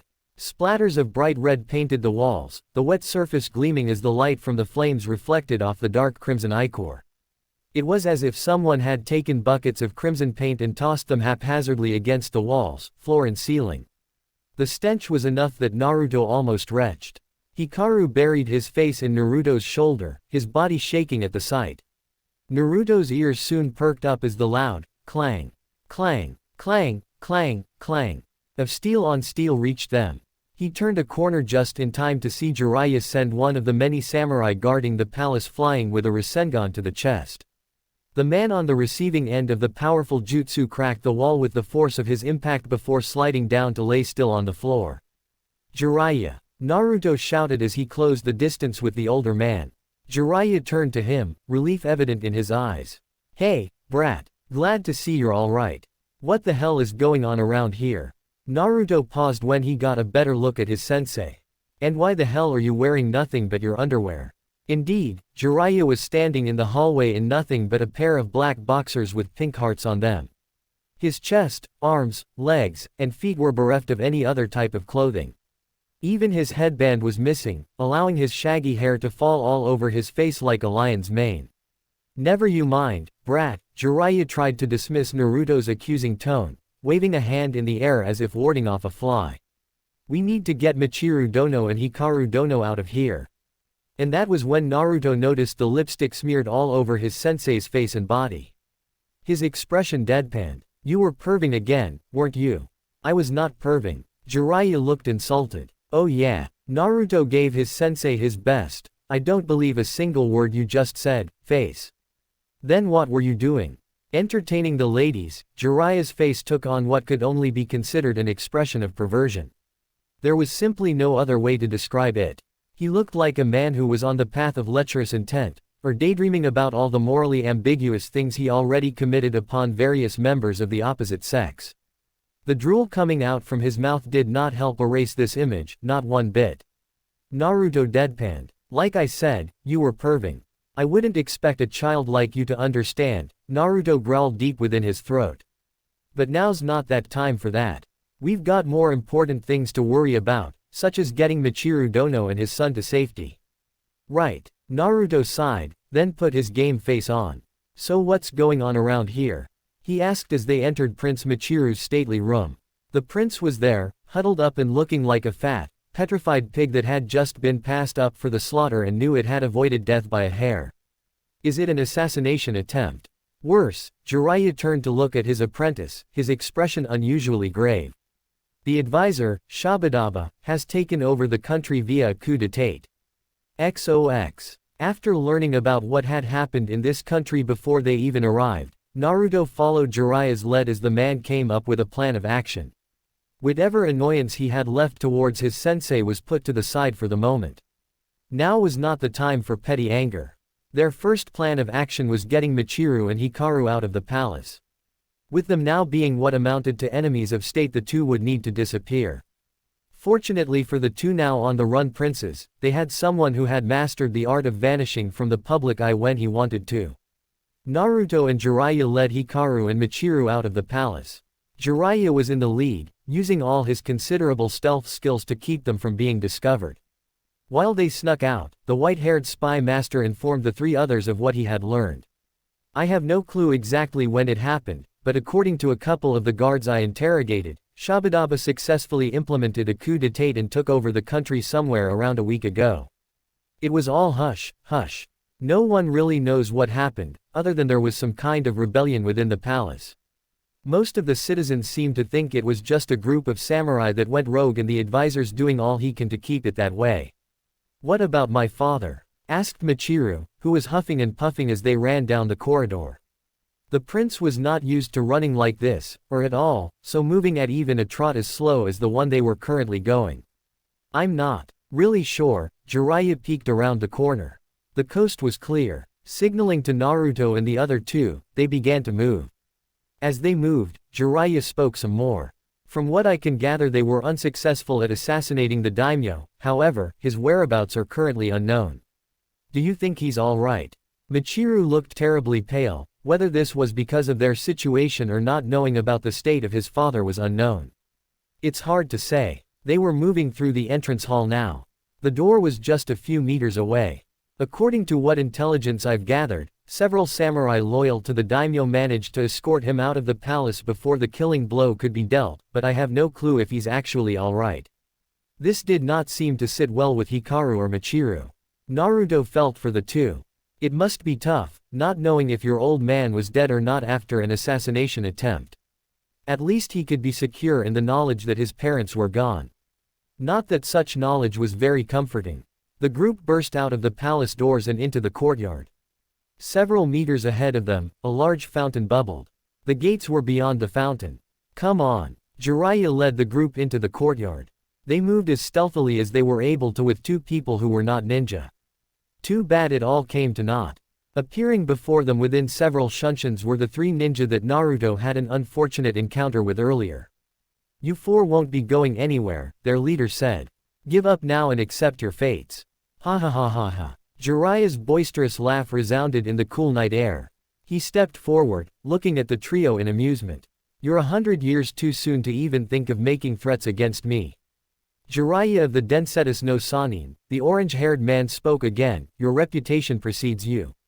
It is true that you are indeed more than a match for us. Even if all three of us attacked you at the same time, it is unlikely we would win in normal circumstances, however. A cold smile appeared on the man's. Jiraiya's eyes widened as he suddenly stumbled forward. These are not normal circumstances, are they? Arrow Sennin. Naruto shouted in shock as Jiraiya fell to one knee, one hand on the ground to keep his balance while the other went to his head. Wah! What's going on here? Jiraiya winced as his vision blurred out of focus for a second before reasserting itself back to its normal sharpness. There was something seriously wrong here, but what? It seems that concoction of ours is finally working, the man with orange hair said, malicious amusement seeping into his voice. We were actually expecting you to succumb to it much earlier. Your constitution is simply incredible. I guess you're not considered S rank for nothing. Poison. Jiraiya narrowed his eyes through the pain and glared at the man. There's no way you could have poisoned me. I checked everything I ate and drank beforehand. I expected as much, however, it would not have helped, as you can clearly see. That's because the substance we laced with your drink wasn't actually poison. It's merely a natural herb that acts as a slow-acting intoxicant that dulls the senses and causes people to lose their sense of balance. In many ways it's similar to alcohol, only much more effective at dulling people's reactions. The only downside is it can take a long time to start working depending on how well their body can process it. I'm actually surprised the brat over there isn't affected at all when he had just as much as you did. Jiraiya grit his teeth as he tried to stand back up. He succeeded, but only for a little while before his world tilted and he was forced to drop to a knee. Again. Kuso. Whatever this stuff is, it's extremely effective. I won't be of much help for a few minutes at least. Damn it. Karenbana, Congo, why don't we take care of this trash? You got it. The one known as Congo pounded a closed fist into his right palm. Teehee. Karenbana simply giggled childishly as she waltzed up to the group. This'll be fun. Both Jiraiya and Naruto were gritting their teeth as their minds ran a million miles per second. Their situation was not looking good. As the strongest among them, Jiraiya had the best chance of beating the three in an unfair match. With him out of commission, they would be forced to rely on Naruto, and as strong as he was, the blonde-haired shinobi wasn't sure if he could defeat three enemy ninja at the same time while protecting Hikaru, Michiru, and Jiraiya. To put it simply, the situation was not looking good for them. Just as the three enemy ninja looked like they were about to finish the group off, an explosion rang out near the gates. There were several shouts, followed by several more explosions. Seconds later, a large group of swordsmen wearing the military uniforms of the Crescent Moon Kingdom rushed onto the scene. Everyone, protect Michiru Dono and Hikaru Dono. A man with short dark hair and lines underneath his dark eyes shouted, charging forward and unleashing a loud yell.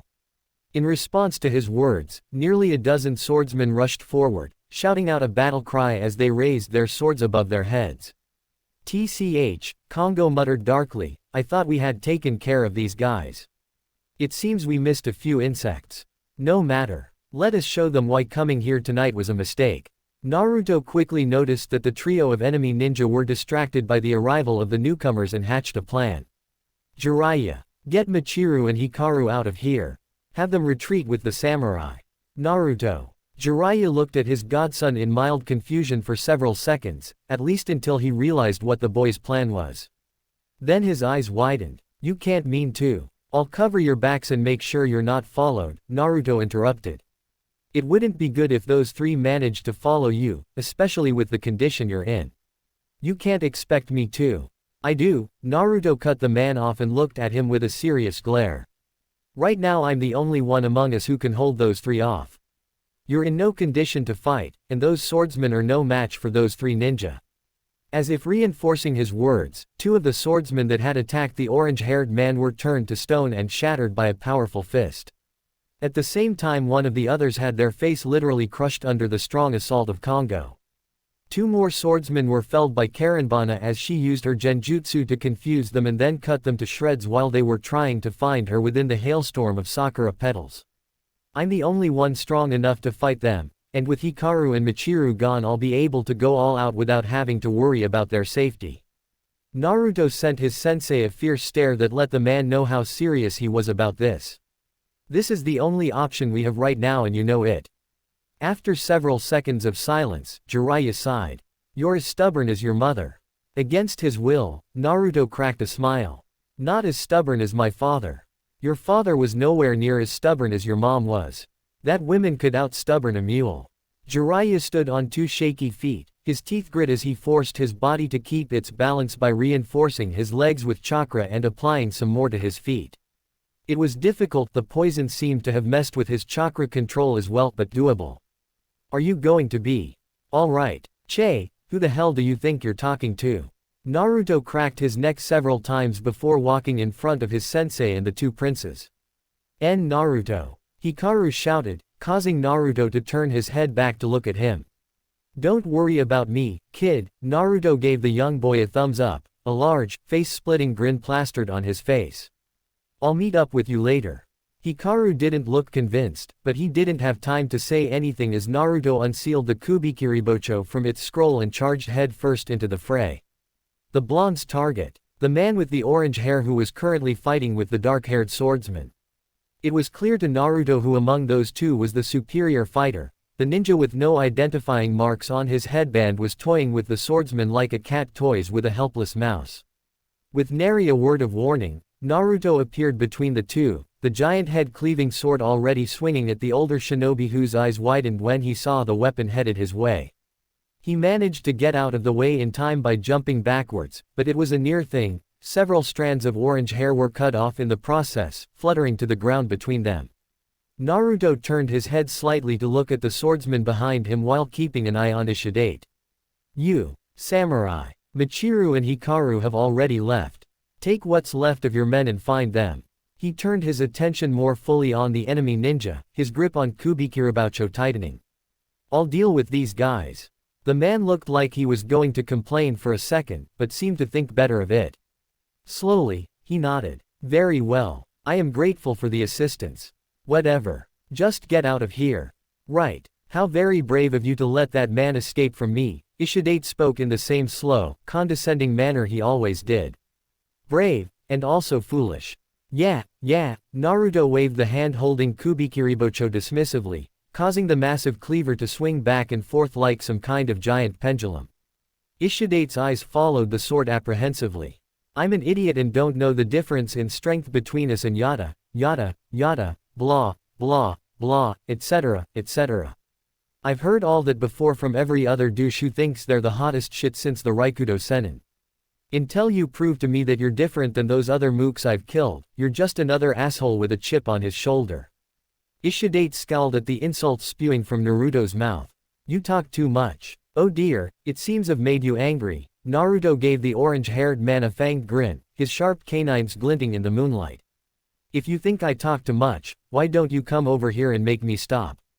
Very well, Ishidate growled.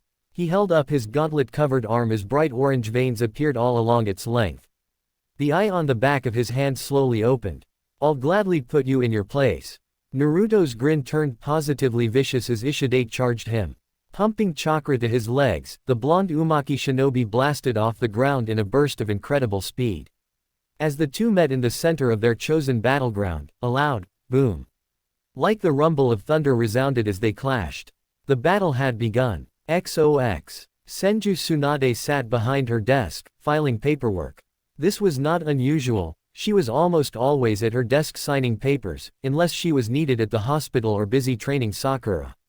And speaking of her new apprentice, the girl in question was doing very well. Incredibly well, actually. Sakura's training had progressed at an astonishing rate. What would normally take years to learn often only took a few months for the young girl with pink hair to get the hang of. She absorbed knowledge like a sponge, and while her physical training was progressing much more slowly due to her lack of any physical ability, they were still making progress. It wouldn't be long now before the girl was ready to take her next Chunin exams. Tsunade was just about to take another sheet from the stack of unfiled papers when a loud crack caused her to freeze just as her hand touched paper. Blinking, the woman with blonde hair and a busty figure looked down at the picture frame on her desk. It was a picture of her, Naruto, Jiraiya, and Shizune. They had taken it just after she had agreed to come back to Konoha. Naruto and Shizune were standing in front, side by side. The older woman had an arm around the blonde's shoulder and both were wearing a wide smile. Actually, Naruto's was more of a vulpine grin, but that mattered little, they were both happy and that's what counted. Behind them were Tsunade and Jiraiya. The white-haired pervert had a hand placed on Naruto's shoulder and Tsunade herself was ruffling the young Chunin's hair. All of them had rather prominent smiles, yes, even her. In the center of the frame, where Naruto's image could be seen, there was a large crack running along the glass. That cannot mean anything good, Tsunade mumbled to herself, I hope that's not an omen of some kind. Then again, this was Naruto. He was quite capable for someone who was only 14 years old. Yes, she was sure he would be fine. So why did she feel so uneasy? XOX. Explosions and sonic booms reverberated throughout the large courtyard in front of the Crescent Moon Kingdom's palace. Large gusts of wind created violent updrafts that lifted rocks, gravel and debris into the air before tossing them aside at speed. These large chunks of debris struck walls, the ground, and surrounding foliage with impunity, creating a mess of whatever they crashed into.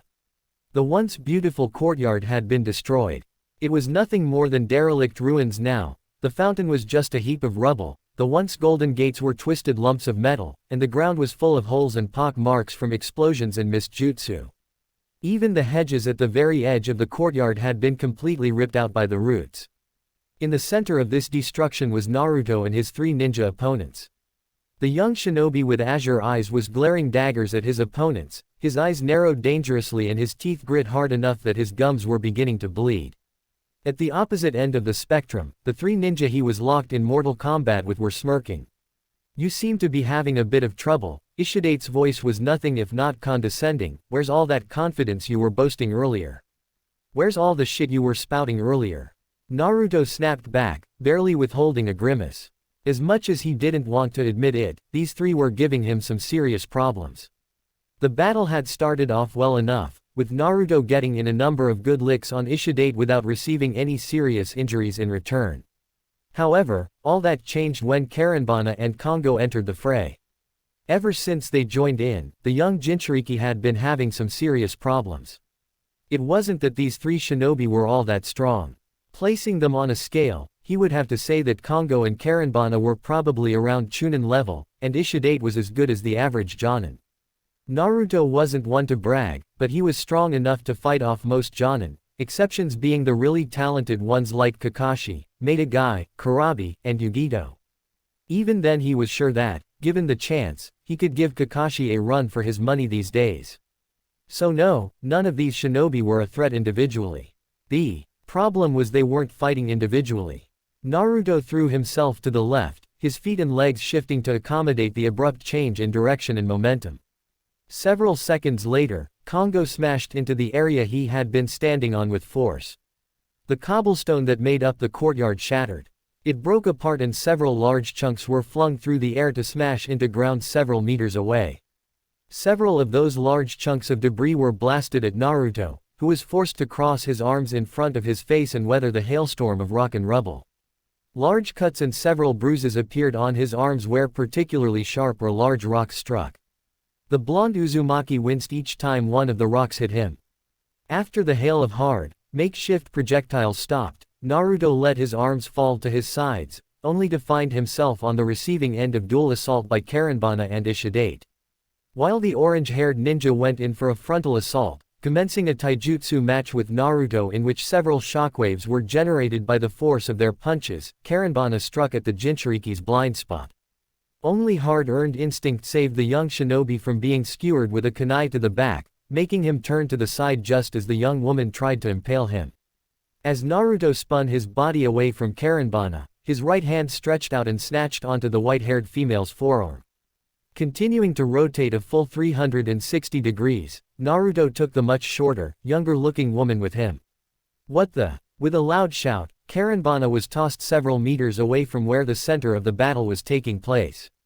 Rather than land on her backside like Naruto had been hoping, the woman flipped her body around like an acrobat and landed on her feet. She did skid several more feet due to the force of his toss, but that was about it. His disappointment was short-lived as other, far more pressing concerns made themselves known. The moment Karenbana was gone, Kongo and Ishidate were in his face. The pair engaged him in a vicious 2-on-1 taijutsu assault that left the blonde little time to do anything more than dodge. Every single one of his higher thought processes had shut down completely as he relied almost entirely on his insanely fast reflexes and finely honed instincts to keep from becoming a bloody smear on the ground. Hold still, you little shit. Kongo roared as he threw several fast jabs that packed so much power the air actually whistled around his fists. Naruto swerved, his body bending and contorting in unusual ways as he dodged each blow sent towards him. Each blow Kongo sent towards him, at least. With so many limbs to keep track of, the blonde-haired Jinchuriki completely missed one of Ishidate's feet slipping into his guard. The foot struck his stomach, forcing Naruto's body to bend over as all the breath was stolen from his lungs. The kick was powerful enough to lift him off the ground for several feet as he was launched backwards. His body skidded backwards as his feet hit the ground. Dust was kicked up as his feet created small trenches in the gravel. He traveled several meters back before finally stopping. Damn it! Naruto growled as he rubbed his now aching stomach. That attack had actually hurt. Had he not been reinforcing his body with chakra, he was sure something would have broken from that kick. These guys might not be the strongest shinobi around, but their teamwork is superb. Not only did they cover each other's weaknesses well, but they've managed to keep me from using any ninjutsu throughout this entire fight. I've hardly even had time to launch my own attacks with straight-up taijutsu. He had also been forced to reseal Kubikiraboucho. While he liked using that sword, it wasn't a very good weapon for dealing with multiple opponents. Not in the hands of an amateur like him at least. Naruto's mind quickly went about analyzing the group's fighting style in the hopes of discovering a weakness he could exploit. That girl is their genjutsu specialist, though most of her illusions seem to focus on letting her get close and taking out her opponents with taijutsu. Kongo is pure muscle, he just uses his massive strength to inflict as much damage on his opponents as possible. Crude, but effective. And Ishidate. Naruto grimaced as he looked at his left hand. Several of his fingers had yet to change back from their gray, stone-like appearance, though he could see the skin slowly returning to normal. That gauntlet of his can somehow turn anything it touches to stone, he tsked. What a troublesome power. Karenbana. Kongo. Let's put an end to this brat. Right. His small moment of inflection was abruptly halted when all three enemy shinobi engaged him again. The first two to reach him were Kongo and Ishidate, they came in fast and hard. Naruto bared his teeth as he bent his body backwards at an unnatural angle. A large, meaty fist sailed over his head. Kongo then, latching onto the offending limb, the young Uzumaki used it to swing himself up until he was handstanding on top of it. He would have used this moment to attack, but was forced to push himself into a parabolic arc in order to dodge Ishidate's latest attempt at turning him into stone. Pink sakura petals kicked up around him as he landed on the ground some distance away. They swirled clockwise around his body, as if he were in the center of a small tornado. Before Naruto had time to counter, the genjutsu Kyuubi was busy trying to heal his petrified fingers and couldn't counter it. A number of cuts appeared on his skin as Karenbana disappeared and reappeared all around him, biting into his flesh with a kunai. Naruto's lips peeled back in a feral snarl as he tried to counter the illusion with his chakra, only to receive more cuts that tore apart his clothing and bit into his flesh. He knew her speed was all a part of the illusion. He was faster than her, way faster. But he also sucked at genjutsu and needed to actually concentrate in order to dispel them. A little help here would be nice. Several more cuts appeared on his skin. Shut up, brat. In case you haven't noticed, I'm busy. Unless you want your fingers to remain frozen like that for the rest of your life. Something sharp and painful stabbed him on the left side of his torso. Ichor began pouring from the wound as the kunai used to impale him was removed. Better to have frozen fingers and keep my life than end up dead. Instinct warned Naruto of an impeding attack just in time to avoid getting his throat slit. He still ended up getting cut, though, and blood spurted from the now open wound on his neck. That had been close, too close. It had just barely missed his jugular. Shut up. Kami, just give me a few more seconds. Naruto tried jumping into the air, out of the ring of sakura petals, but that ended up doing nothing. The petals followed him and so did Karenbana. That won't work Tilda, came the young woman's sing-song voice from within the swirling maelstrom of pink petals.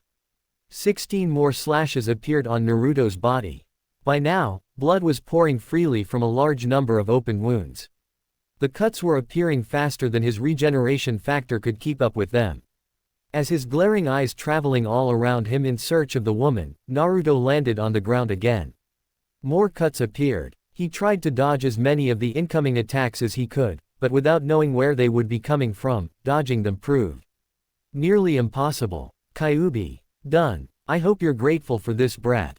And you'd better not lose. With that, she gifted the boy with a small dose of her chakra. It wasn't much, but it should be more than enough to deal with this rabble. A red cloak of bubbling, vile energy seeped out of Naruto's pores like steam shooting up from a geyser. The disgusting, malicious-feeling chakra cloaked his body like a second skin. 2 long fox ears soon emerged on top his head. All the wounds and injuries that had been inflicted on him were healed at an astonishing rate as his regeneration was kicked into overdrive. The hell is this? What kinda of chakra is that? The sight of this strange phenomenon was so unusual that it caused Karenbana to stop her assault. Or more like her body froze as the overwhelming feeling of death washed over her. Crass mistake. With a roar that sounded more monstrous than human, Naruto unleashed a powerful burst of the red chakra from his mouth. The results were impressive. Not only was the genjutsu dispelled rather forcefully, but Karenbana, along with a good chunk of the earth around Naruto, was flung away at speed. The young woman with long white hair screamed in surprise and fear as she was launched through the air like a ragdoll. She didn't even have time to right herself before she struck the wall surrounding the palace at the opposite end of the battlefield. The force with which she struck was so great that the wall broke apart, crumbling inwards and burying her under a pile of rubble. What the hell is that power? Kongo shouted in shock and fear. Ishidate didn't answer, but he too was staring at the blonde wreathed in a crimson flame of chakra with white eyes. The young shinobi looked much different than he did before. His hair, while always spiky, now looked jagged and sharp. His eyes, once an azure blue as pure as the sky, had morphed into a bloody crimson with slits for pupils. The once thin whisker marks had become thick and jagged, and his already sharp canines had elongated until they were jutting out from his upper lip. In short, the boy no longer looked like a simple boy, but a monster, a demon. The demon turns its eyes towards them, freezing them in place. A malicious smile formed on its face. Let's see how you two handle me now. With a ferocious roar that would have caused most people to run away in fear, Naruto charged towards the two, the ground he was standing on exploding violently as he kicked off. It's time for round 2. XOX. Jiraiya stopped walking as a malicious and powerful killing intent washed over him. His mind froze. For a single instant, everything came to a screeching halt. Several feet from the white-haired toad sage, the 2 princes and the samurai force that had come to their rescue also stopped when they realized their ninja companion was no longer moving. What are you doing? Asked Korega, the samurai in charge of the forces still loyal to the daimyo. We have to keep moving. Jiraiya didn't answer the man. He looked behind him, his eyes distant as if he could see through the thick foliage that surrounded them. Animals and bugs chirped and croaked and cawed all around him, but he ignored that. None of it reached his ears. This chakra. You guys go on ahead, Jiraiya stated, turning around to look at the place he and the others had left just minutes ago. The place where his godson was still fighting against 3 ninja of unknown strength and skill. I'll catch up later. He did not give them time to respond as he dashed off at a trot. The drug was still affecting him, his chakra was still shot to hell, and his balance was not what it should be, but it was better than before. Hopefully, it would be enough. It would have to be enough. If Naruto's using this chakra, then those 3 must be giving him trouble, Jiraiya thought, his teeth grit as he pushed his body to move faster. I need to hurry. XOX. Before any of the 3 enemy shinobi could even think of moving out of the way, Naruto's body appeared among them. There was no warning whatsoever. 1 second he was standing several meters away, the next he was right in their midst. It would be more accurate to say he had simply teleported there then physically moved. Several seconds later, the ground that Naruto had been standing on exploded, as if it just now realized how much force the demonized blonde had used to kick off with. The young whisker-marked shinobi's first move was to take out Ishidate with a double palm strike to the chest. He attacked quickly and viciously, leaving no time for the older ninja to dodge. The clap of thunder the blow unleashed was deafening, the shockwave that unfurled because of it calamitous. Violent winds were released from where Naruto's palms met Ishidate's chest as the air around that small point was displaced. It caused their hair to fly wildly in all directions and the gravel beneath their feet to scatter like so many tiny particles. Ishidate was sent flying. He crashed half a dozen meters away and began to tumble along the ground like an angry god had picked him up and tossed him. The one who was responsible for Ishidate's impromptu flight smiled in satisfaction before his crimson eyes locked on Kongo, whose own eyes widened in unsuppressed fear. A second later, Kongo's body was rolling violently along the ground like a ragdoll tossed away by a petulant child. His body crashed straight into the already destroyed fountain, plowing straight through it. Large chunks of marble and cement shot into the air and scattered in all directions. Kongo. Karenbana would have been better off keeping her mouth shut. Bloody crimson irises locked onto frightened pink. Naruto moved. In the time it took for the human eye to blink, the shinobi with the childlike body was folded over a fist, blood, bile and saliva spraying out of her mouth as she gasped in agonizing asphyxia. While Naruto's left hand was buried itself in her gut, his right hand grabbed onto Karenbana's shoulder, keeping her from moving. He pulled the fist in the woman's stomach back, and then let it fly. Once. Gya. Twice. Gu. Thrice. Ga. On the last punch Naruto's right hand let go of Karenbana, sending her shooting backwards like a rocket. The woman went soaring several meters, her progress only halted when she crashed into a wall. The cement and brick cracked as her back smashed against it. Several meters from where Karenbana had a back-meeting brick encounter, Kongo and Ishidate were coming to their senses. The two stood slowly, warily, to their feet. Where is all this power coming from? Ishidate wondered out loud. He didn't have this kind of power before. Oh, you two are still alive. The two shinobi froze as Naruto's bloody irises landed on them. How disappointing. I'm gonna have to correct that. In a blur of speed, Naruto disappeared. His movements were so fast he actually left a trail of destruction in his wake as dust and debris was kicked up from his passing. Ishidate and Kongo both hastily scrambled to prepare some kind of defense against this monstrous shinobi. Naruto was almost upon them, his clawed hands eager to tear their faces apart. GGG. When he was forced to stop, his pain unlike any other racked his body. Naruto knew pain. He'd had a whole arm crushed by Gaara's sand and then regrown. That was painful. However, that pain he'd suffered back then was nothing compared to the soul-searing agony that lanced his body right now. It was like a million red-hot needles being speared into his skin, burning him from the inside out. His insides felt like molten lava had been poured into his veins. It was unfathomable and all-consuming, unlike anything he had ever experienced. What the? Kyuubi. What the is going on? I don't know. The Kyuubi sounded just as shocked as he was. Your body seems to be rejecting my chakra for some reason. I'm not sure what's going on. What? But how could it be rejecting your chakra? And why now? Unfortunately, Kyuubi did not have an answer for him. She did not know either. A little ways away, Ishidate, Kongo, and a now recovered Karenbana watched the young blonde who had been defeating them handily fall to his knees and begin coughing up blood. I don't know what's going on, but it seems the young man has reached some kind of limit, Ishidate said, a small smirk appearing on his face. Why don't we use this opportunity to pay him back for all the trouble he's caused us? Couldn't agree with you more. Kongo. Right. Moving incredibly fast for a person of his size, Kongo's form blurred out of focus, only to become visible again when he was right next to Naruto. The whiskered ninja didn't stand a chance as the older shinobi smashed a foot into his gut. The young man with blonde hair and blue eyes coughed up more spittle and blood as he was launched several feet into the air. A hand reached out and grabbed onto his leg, however, preventing him from going too far. Goo. He was pulled back with a violent yank and a knee was planted into his stomach. The force of the blow generated a minor shockwave that caused Naruto's hair to blow out of his face. His eyes widened as all the air left his lungs, leaving only asphyxiating agony. Gah! Again the knee plowed into his gun. And again. And again. And again. It was only after Congo was satisfied that he'd gotten his licks in that he let the blonde go. Of course, he had only let go so that he could kick Naruto's body straight up into the air. The young Konohagakure shinobi was sent sky high, his body spinning and tumbling. As he reached the apex of his flight, a single blue eye cracked open, only to see a foot mere centimeters from his face. The sound of Naruto's nose breaking was drowned out by the loud boom of the foot crashing against his face.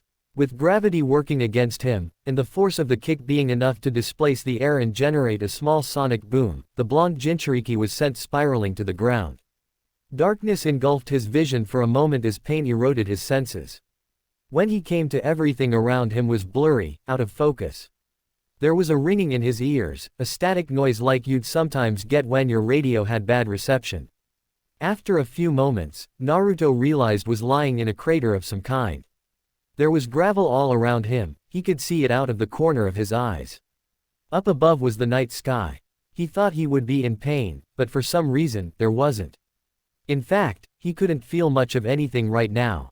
Naruto. Naruto. Naruto. That voice. He knew that voice, didn't he? Yes, he recognized it. Kyuubi. Stay with me, Naruto. The Biju who had taken on the form of a beautiful woman sounded like she was on the verge of panic. Why did she sound so frightened? Don't pass out now. I need you to hang in there. Naruto could not say anything anymore, not even in his mind. His head felt like the gods had decided to play soccer with it. All he could do was nod as darkness crowded around at the edge of his vision. He could hear her screaming, but it sounded so far away, and he was tired, so tired. All he wanted to do right now was sleep. The last thing he saw were three figures standing on the lip of the crater heat made when his body hit the ground. The last thing he heard was someone yelling his name, mixed in with the sound of explosions. Naruto. Chapter 45, Infiltration and Pawnage. When Naruto regained consciousness, it was to discover that he was lying on his back, with something soft underneath him. There was no pain, no tiredness from combat, no aching muscles. Nothing. Just the soft feel of whatever he was lying on. His face scrunched up. The last thing he remembered was fighting those three enemy shinobi, using Kyuubi's chakra, then nothing. Where was he? Are you finally awake? That voice, now he understood. He was within the seal. Pain and other physical ailments from the outside world couldn't reach him. Opening his eyes, Naruto was greeted by another pair of eyes. Holy shit! He screamed in surprise, even as his body instinctively made to scramble backwards, if only so those eyes would not be so close. Well, that was rude, Kyuubi huffed as she watched Naruto press his back against the head of the bed. She was sitting in a position that was almost Caesar, except her legs were spread further apart, which was due to the fact that she had been straddling him before he'd freaked out on her. Kyuubi. Naruto clutched a hand to his shirt, feeling his heart rate settle down. He was still breathing pretty heavily from the surprise of having the red-haired woman practically touching noses with him. What the heck were you doing so close to me? I wanted to see how you'd react. Naruto's right eye twitched. So you were screwing with me. Pretty much. Lifting a hand, Naruto used said appendage to tired rub his face. Whatever, he sighed, running the hand all the way down the length of his face. He then looked at Kyuubi with a frown. I think we need to talk. What happened back there? How come I couldn't use your Yuki? That, Kyuubi coughed into her hand a couple of times. Yes, well, it seems your body is no longer capable of using my Yuki. No longer capable of using your Yuki.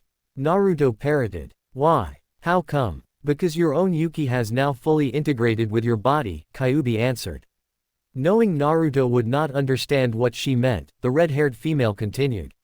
When your body first took half of my Yuki, it began an integration process, turning my potent energy into something a little more malleable and usable for a human. Except for the instances in which you did that strange transformation when you were fighting the Snake Man, the Yuki in your body remained mostly unused. It was a separate power from your chakra. Kyuubi paused and looked at Naruto to make sure he was following along. When she saw him sitting there, staring at her intently, she continued.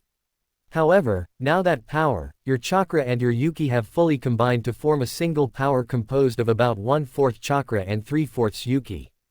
And because your power is composed of a fourth of Yuki, my own Yuki is no longer compatible. I'm not sure I understand. Naruto scratched the back of his head. His confusion was rather evident to Kyuubi. Wasn't that Yuki originally yours? How can it not be compatible with your power? Because it no longer is my power, Kyuubi explained, it's yours. The thing you have to understand is that two such potent powers cannot be used at the same time. She paused, her head tilting. Think of our powers as magnets. Back when your chakra was entirely human, your polarity was negative while mine was positive. However, now that your chakra has fully integrated the Yuki the seal took from me, the polarity of your energy is now also positive. Two powers that equal positive cannot combine. They reject each other, pushing each other away. In your case, that rejection was violent and painful because the two separate energies inside your body were pushing against each other, causing the two powers to run rampant through your body.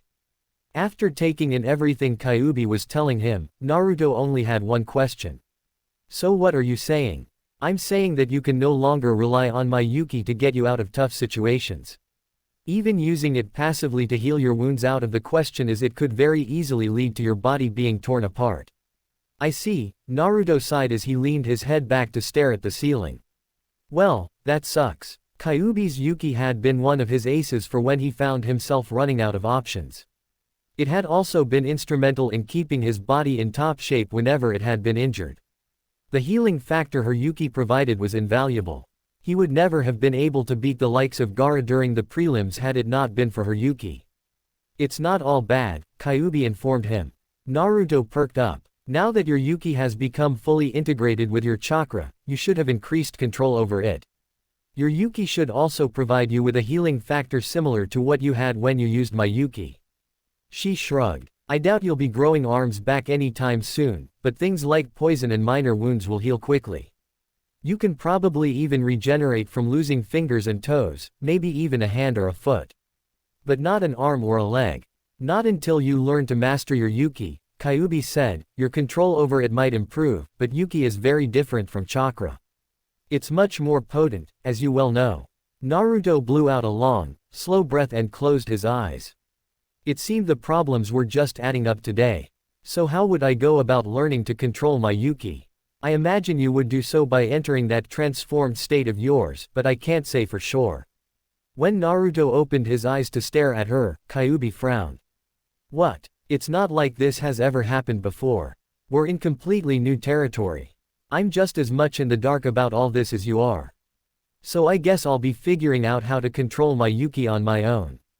Naruto had never been one to turn away from hard work, but he really wasn't looking forward to the prospect of trying to do something as dangerous as learning to control a power no other human had before now.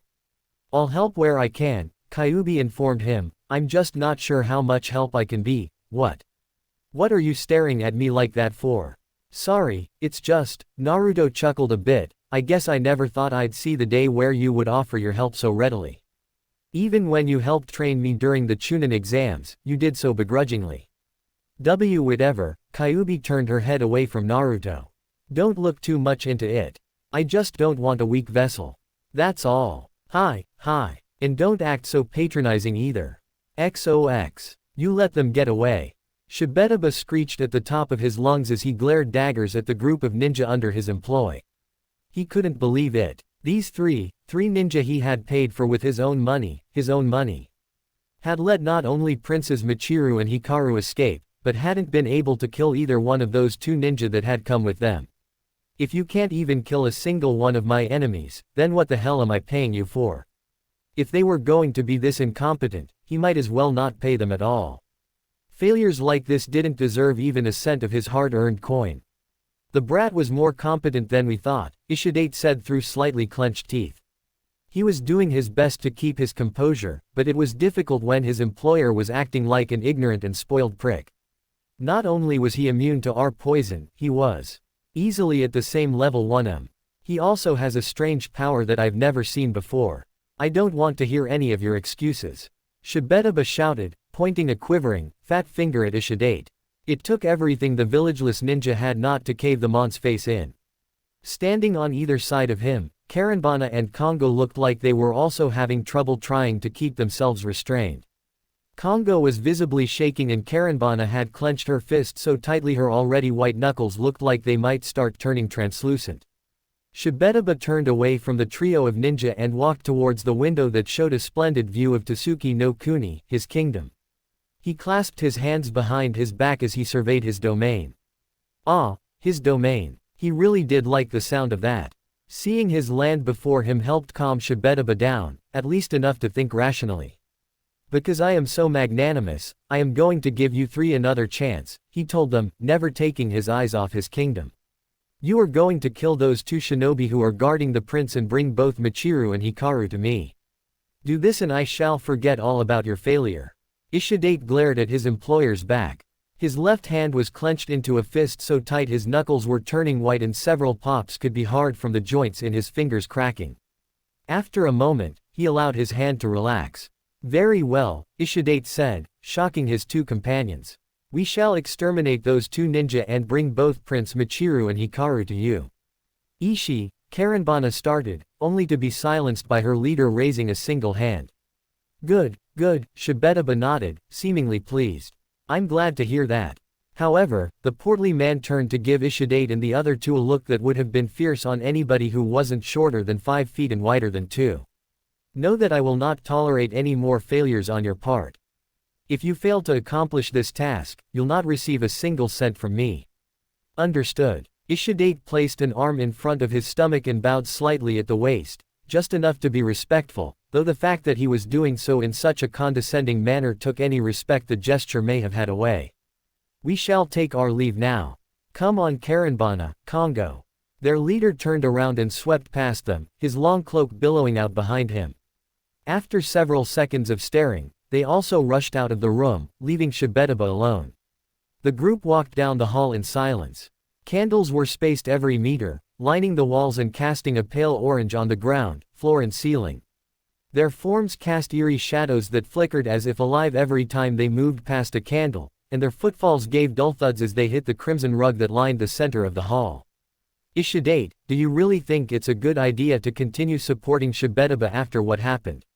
Karenbana asked. She did not like the idea of facing that blonde-haired brat again.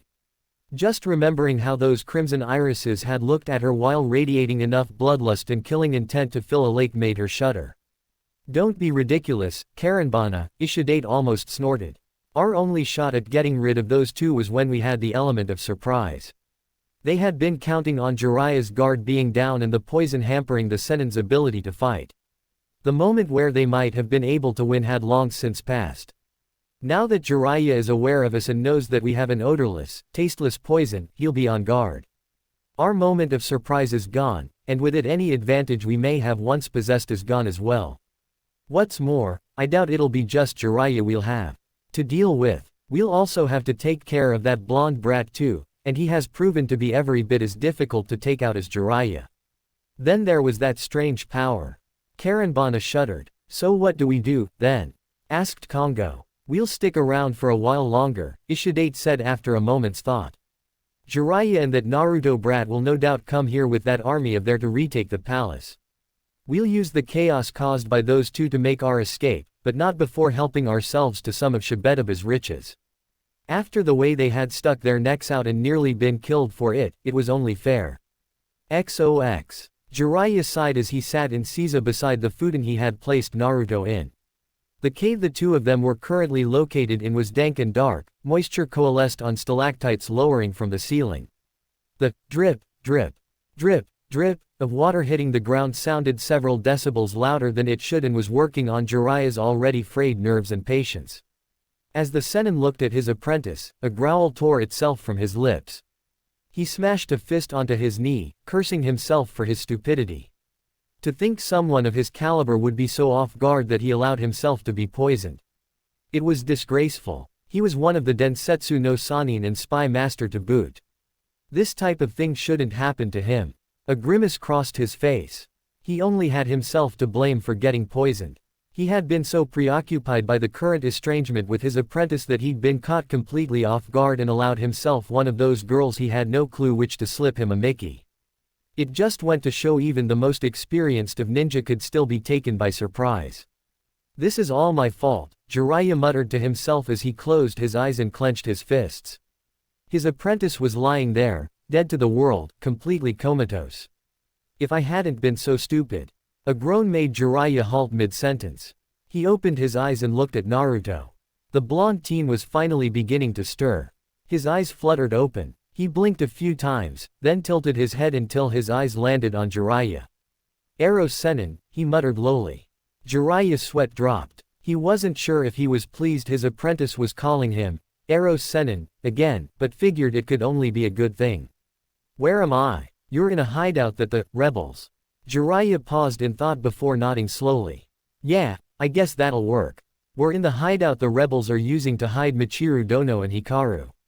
I see. Listen, Naruto. Eros Sennin. Jiraiya furrowed his brows. There was something strange about the way Naruto said that, an unusual inflection in his voice the Sennin had never heard from the young man before.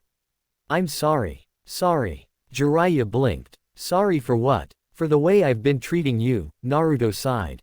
Jiraiya stared at the boy in surprise. I've been thinking about it a lot. I know how much my old man meant to you. You always talked about how he was like the son you never had, and I imagine it must have really hurt when he died. It probably hurt so much that you had to get away from Konoha because it reminded you of him, sort of like how Ba-chan left because the village reminded her of her lost lover and little brother. Naruto. Look, I guess what I'm trying to say is that I understand why you never came to see me, and I can accept that. So, Naruto turned his head away from the Gamma Sennin, I'm sorry for being a jerk to you. Throughout Naruto's little speech, Jiraiya could only stare at the young man in shock. Naruto was apologizing. Naruto, the loudest, most obnoxious person he had ever known, someone who was more stubborn than anyone he'd met in his entire life, was apologizing. Jiraiya wasn't sure what he should do. This must be a dream. He pinched himself. Nope, not a dream. It's okay. Jiraiya rubbed the back of his head, an uncomfortable expression on his face. He had never been good with this kind of stuff. I should have come to visit you, at least once in a while. I knew life in Konoha wasn't easy for you. I got the occasional report from Sarutobi telling me as much, but I was so consumed by my own sorrow that I never thought about coming back. I guess we're both sorry then, Naruto said. Yeah, I guess so. So what now? Now. Jiraiya's expression hardened. Now there are a few things I need to tell you. XOX. It took a bit of searching. The person he was looking for had not been in the cave the rebel faction still loyal to the king was hiding out in, but Naruto eventually found Hikaru. The young prince had climbed on top of the small cliff that was situated by the cave. He was sitting with his back against the cliff face, his legs curled into his chest and his arms wrapped around his legs. There was a despondent expression on his face and still wet tear tracks on his cheeks. Naruto sighed as he walked up to the young boy, who had not even acknowledged his presence despite not making an effort to mask his approach. He sat down next to Hikaru and looked out at the view. It was very beautiful, the sun was setting, casting a brilliant, multicolored glow on the earth. The trees were a mix of reds, yellows, blues and purples. He could see the sea in the distance. The sun coruscated off its surface and the rippling waves made it look almost alive. I heard about what happened, to your grandfather, Naruto said softly. Hikaru stiffened. I was told that your grandfather was the one who sent you and your dad on that tour, that he did it to protect you when he went to confront the ministers he'd been disagreeing with on the path your kingdom should take. When the boy didn't respond, he sighed. Wanna talk about it? It's not good to leave this kind of stuff bottled up. A sniffle. He said that happiness and wealth weren't the same thing. Another sniffle. He told us that he wanted a place of peace and harmony. And he kept talking about what really matters. More sniffling. My grandfather was always very kind to me. He made that boat for me, and he always used to watch me practice. Tears began flowing down Hikaru's eyes as he sniffled some more. He tried to wipe the tears away, but it was futile gesture. And whenever I made a bull's eye, he was even happier than I was. I loved him so much. Naruto sat there silently for several minutes, listening to the young boy pour his emotions out. Night had fallen now, the sky was growing dark and the moon and stars were out. It wouldn't be long before the last vestiges of light left this world. Do you think you understand what your grandfather was trying to say? The sniffling stopped. Hikaru looked over at Naruto, who was staring back at him. The young boy shook his head. I think I've got a pretty good idea of what he was talking about.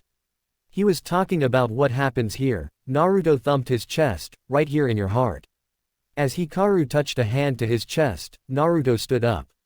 He placed his hands on his hip and stared at the darkening sky. Back in Konoha, Sandaime Jisen was a lot like my grandfather. Back when he was alive he would look after me, and when he died, it was like he left everything for me to look after. That's one of the reasons I promised to become Hokage and protect the village in his stead. Turning his head, Naruto looked down at the young boy, who was staring at him, listening to every word he spoke. What your grandpa left is something very precious, and it's up to you and your father to keep it safe. If it's really that precious, if it meant that much to my grandfather, I'm not sure I could protect it. Hikaru looked back down at the forest below. All he could see were silhouettes now. I'm not sure I'm ready for that. You may be right. Hikaru looked back at him and Naruto grinned. You're a little young. Maybe you're not ready to handle that kind of responsibility, but you will be when you grow up, and hey, if you don't even try how can you be sure? Maybe you are ready right now and just don't know it. The only way to know for sure is to get up and go for it. But we're friends, right, Hikaru? Naruto knelt down until he was eye level with the younger boy. That means if you become the daimyo of Tsuki no Kuni and I become Hokage, Konoha and this land will become friends just like us. Really? Yep, and that means that whenever you or your country is in trouble, Konoha will be there to help you. Naruto grinned widely at the young boy, who stared at him in confusion. Of course, if Konoha was ever in trouble, I'd like to be able to count on you. So how about it? He held out a hand, his pinky extended. Friends for life. Hikaru stared at the pinky finger in front of him for several long seconds, after which, a smile appeared on his. Yeah, he extended his own hand and grabbed Naruto's pinky with his own. Friends forever. XOX. Naruto and Jiraiya stood around a very small table with a map on top of it. Korega and several other men were also standing around the table. Now that Naruto had woken up and Jiraiya had updated him on their situation, the group of soldiers loyal to the true daimyo decided it was time for them to reclaim their home from Shibetaba. A number of plans had already been thrown around, ideas had been bounced between all those presents. But so far none of those plans had been accepted as feasible, even though Naruto was sure they could get it done. Hell, he was sure that just he and Jiraiya would be enough to defeat Shibetaba and all his forces, including those three ninja. A frontal assault is impossible.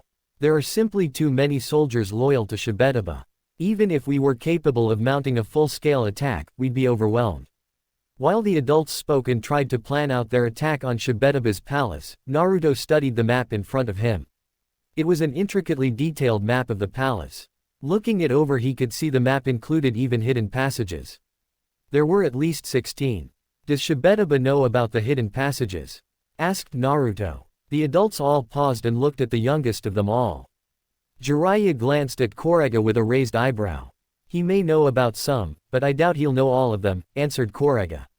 There are many hidden passages located in the palace that are only known to the daimyos and their royal guard. All the royal guards are here, he finished by gesturing towards his men. Good, Jiraiya smiled grimly, that means we'll be able to use one or more of these hidden passages to sneak some soldiers in. With some luck they should be able to make it to Shibetaba undetected while we launch some kind of distraction from the front to keep the main force's attention occupied. The man with the spiky white mane of hair cupped his chin in thought. The question, though, is what kind of distraction should we use? Why don't we use the circus Michiru brought? Asked Naruto, finally looking up from his studying of the map to stare at the other people there. They were all looking at him in surprise. We could join their troupe and have them perform at the palace. When everyone is busy watching the show, we have several people sneak in from one of these secret passages. That could work, Jiraiya murmured. He looked down to study the map intently. His finger traced across the surface before stopping on top of one of the hidden passages. We can use this one in the south wing to enter. It's the farthest from the palace entrance, which means it'll be the least guarded when we launch our distraction. Now the only question is how are we going to convince the carnies to go along with our plan? Naruto gave Jiraiya a large grin that spoke of mischief and mystery. You leave that to me.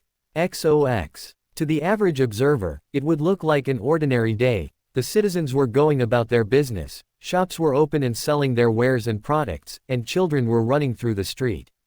It looked like a peaceful day. Too bad it was all an illusion.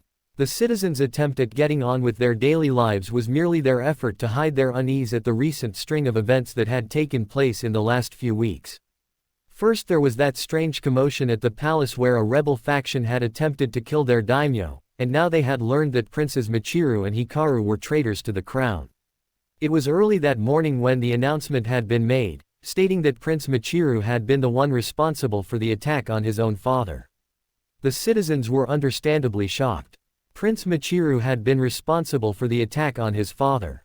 How could this be? There had been no indication that the prince was dissatisfied with his father's rule or that he wanted to usurp his father's throne. And hadn't he been out of the country until just recently? According to the new ruler, the attack had been planned that way to cast suspicion of Prince Michiru. To make matters worse, they had learned that the attack actually succeeded and the daimyo had died from poison just last night. Amongst those who had been shocked by the announcement, none were more shocked than the circus troupe Michiru had brought from the mainland. Their reasons for being surprised were far different from the normal citizens though. They did not believe for one second that the prince was the one responsible for killing his father. There was no way someone who acted so goofy and joyful would kill their own father. This entire situation smelled fishy to them. Despite learning of this, the troupe tried not to let their suspicions get to them. Maybe Michiru really had attacked his father. What did they know of royalty? Nothing. And so they tried to put it out of their minds and focus on their next big gig. They had been contacted by the palace, who wanted to bring them in for entertainment in order to celebrate the rise of their new daimyo, Shibetaba. The troupe had just finished practicing. They wanted to pull out all the stops to make this gig the biggest success they'd ever had. If it was successful and the new daimyo enjoyed their routine, it could really put them on the map. All of the animals were currently being put back in their cages. The gig wasn't until later tonight, so there was no need for them to be outside when they weren't practicing. The only animal not in his cage was Chamu, and that was simply because the big saber-tooth had taken to lounging on top of the cage. Even now, the taskmaster could see his most popular attraction soaking up the sun like some kind of big, lazy house cat. Let's move it, people, the taskmaster said as his troop swiftly and efficiently moved around the small space allotted to them. It was outside of the city grounds, there simply wasn't enough space for them in the city. That was okay though, they were at least located next to the gates. I want us to be rested and ready to move at a moment's notice. It was while the taskmaster was directing his troop that Chamu raised his head and began sniffing the air. Without warning, the saber-tooth leapt from his perch and began running off. "See Chamu!" the taskmaster shouted in surprise. "Where are you going? Come back!" Grumbling in complaint, the taskmaster followed Chamu as best he could. Several others had also seen Chamu run off and followed after him. The troop chased after the giant tiger as he dove into the copse of trees, doing their best not to stumble over roots as they moved as fast as they could. Eventually, the group managed to catch up with the star of their show, but that was only because Chamu had stopped running. "See Chamu, that tickles." As one, the troop dropped their jaws as Chamu smothered Naruto in affection, licking the blonde teen's face and leaving a wet, slobbering trail. "All right, you big lug." Naruto pushed the tiger off him, grinning as he scratched behind the saber-tooth's left ear. "I think that's quite enough." Naruto, the taskmaster shouted in surprise. "What are you doing here?" Petting Chamu one last time, Naruto stood up and addressed the taskmaster, his expression more serious than any of them had ever seen it. Considering he had been brooding almost the entire time they met, that was saying something. "We need your help." XOX. Shibetaba was sitting on his throne, enjoying the day, or at least trying to. While he loved his new throne, it was a very comfy throne with a lot of amenities and a really soft cushion. It was indisputably difficult to enjoy when there were so many loose ends that needed to be tied up. Despite making the announcement about Prince Michiru being a traitor who had killed his own father when the man refused to hand over control of the kingdom, there were many people who were still skeptical. He had done what he could to silence dissenters, but this was a precarious time for him right now and he couldn't just silently deal with the people who did not believe him. Even worse was that Michiru and his brat were still out there somewhere, being guarded by samurai forces loyal to the king and those Konoha shinobi. They were not going to stay quiet for very long. No doubt they would try something, which could disrupt all of his planning and plotting. Shibetaba slammed his left fist against the armrest. Damn those Konoha ninja. They were always sticking their noses in where it didn't belong. First they had killed Gato, thereby ending several lucrative business deals he had with the man. Now they were protecting that fat, useless fool of a prince and his spawn. Those three had better hurry up and dispose of Michiru and his spoiled son, he muttered to himself. He had paid damn good money for those three to do his dirty work. Shibetaba did not like giving away money to begin with, he hated it even more when he gave away money with the expectation of the people he was paying getting the job done and not having those expectations met. If something didn't change soon, those three were going to find themselves out on the street with not even a Ryu to their name. The loud clanging of the door opening brought an abrupt end to Shibetaba's thoughts. The portly politician turned daimyo looked up to see several of his guards entering the throne room. While most of them stopped a meter or so away, one of them dressed in the uniform of a guard captain, continued walking up to the throne. A second later he was kneeling in front of the daimyo, one knee on the floor, the other thrust into the air and being used to support his right arm that lay across it. His head was bowed in deference. My lord, the circus troupe you requested for entertainment has arrived. Ah, good, good, Shibetaba sat up a little straighter, excitement coursing through him. With all the planning and backstabbing he had been doing, he'd not had much time to relax. With luck, tonight's entertainment would serve to temporarily relieve him of the stress he was feeling. Let them in. Standing up, Shibetaba made his way to the veranda. The throne room had its own balcony which allowed him to look over his kingdom. It would serve as a good place to watch the coming festivities. XOX. Jiraiya grinned underneath his disguise. Everything was going well. The guards had let them in through the front gate and none of them suspected a thing. Not that he could blame them. As a spy master he was well versed in the art of disguise, though even Jiraiya had to admit this particular disguise was incredibly well done, probably even his best one yet. Not that he expected any less.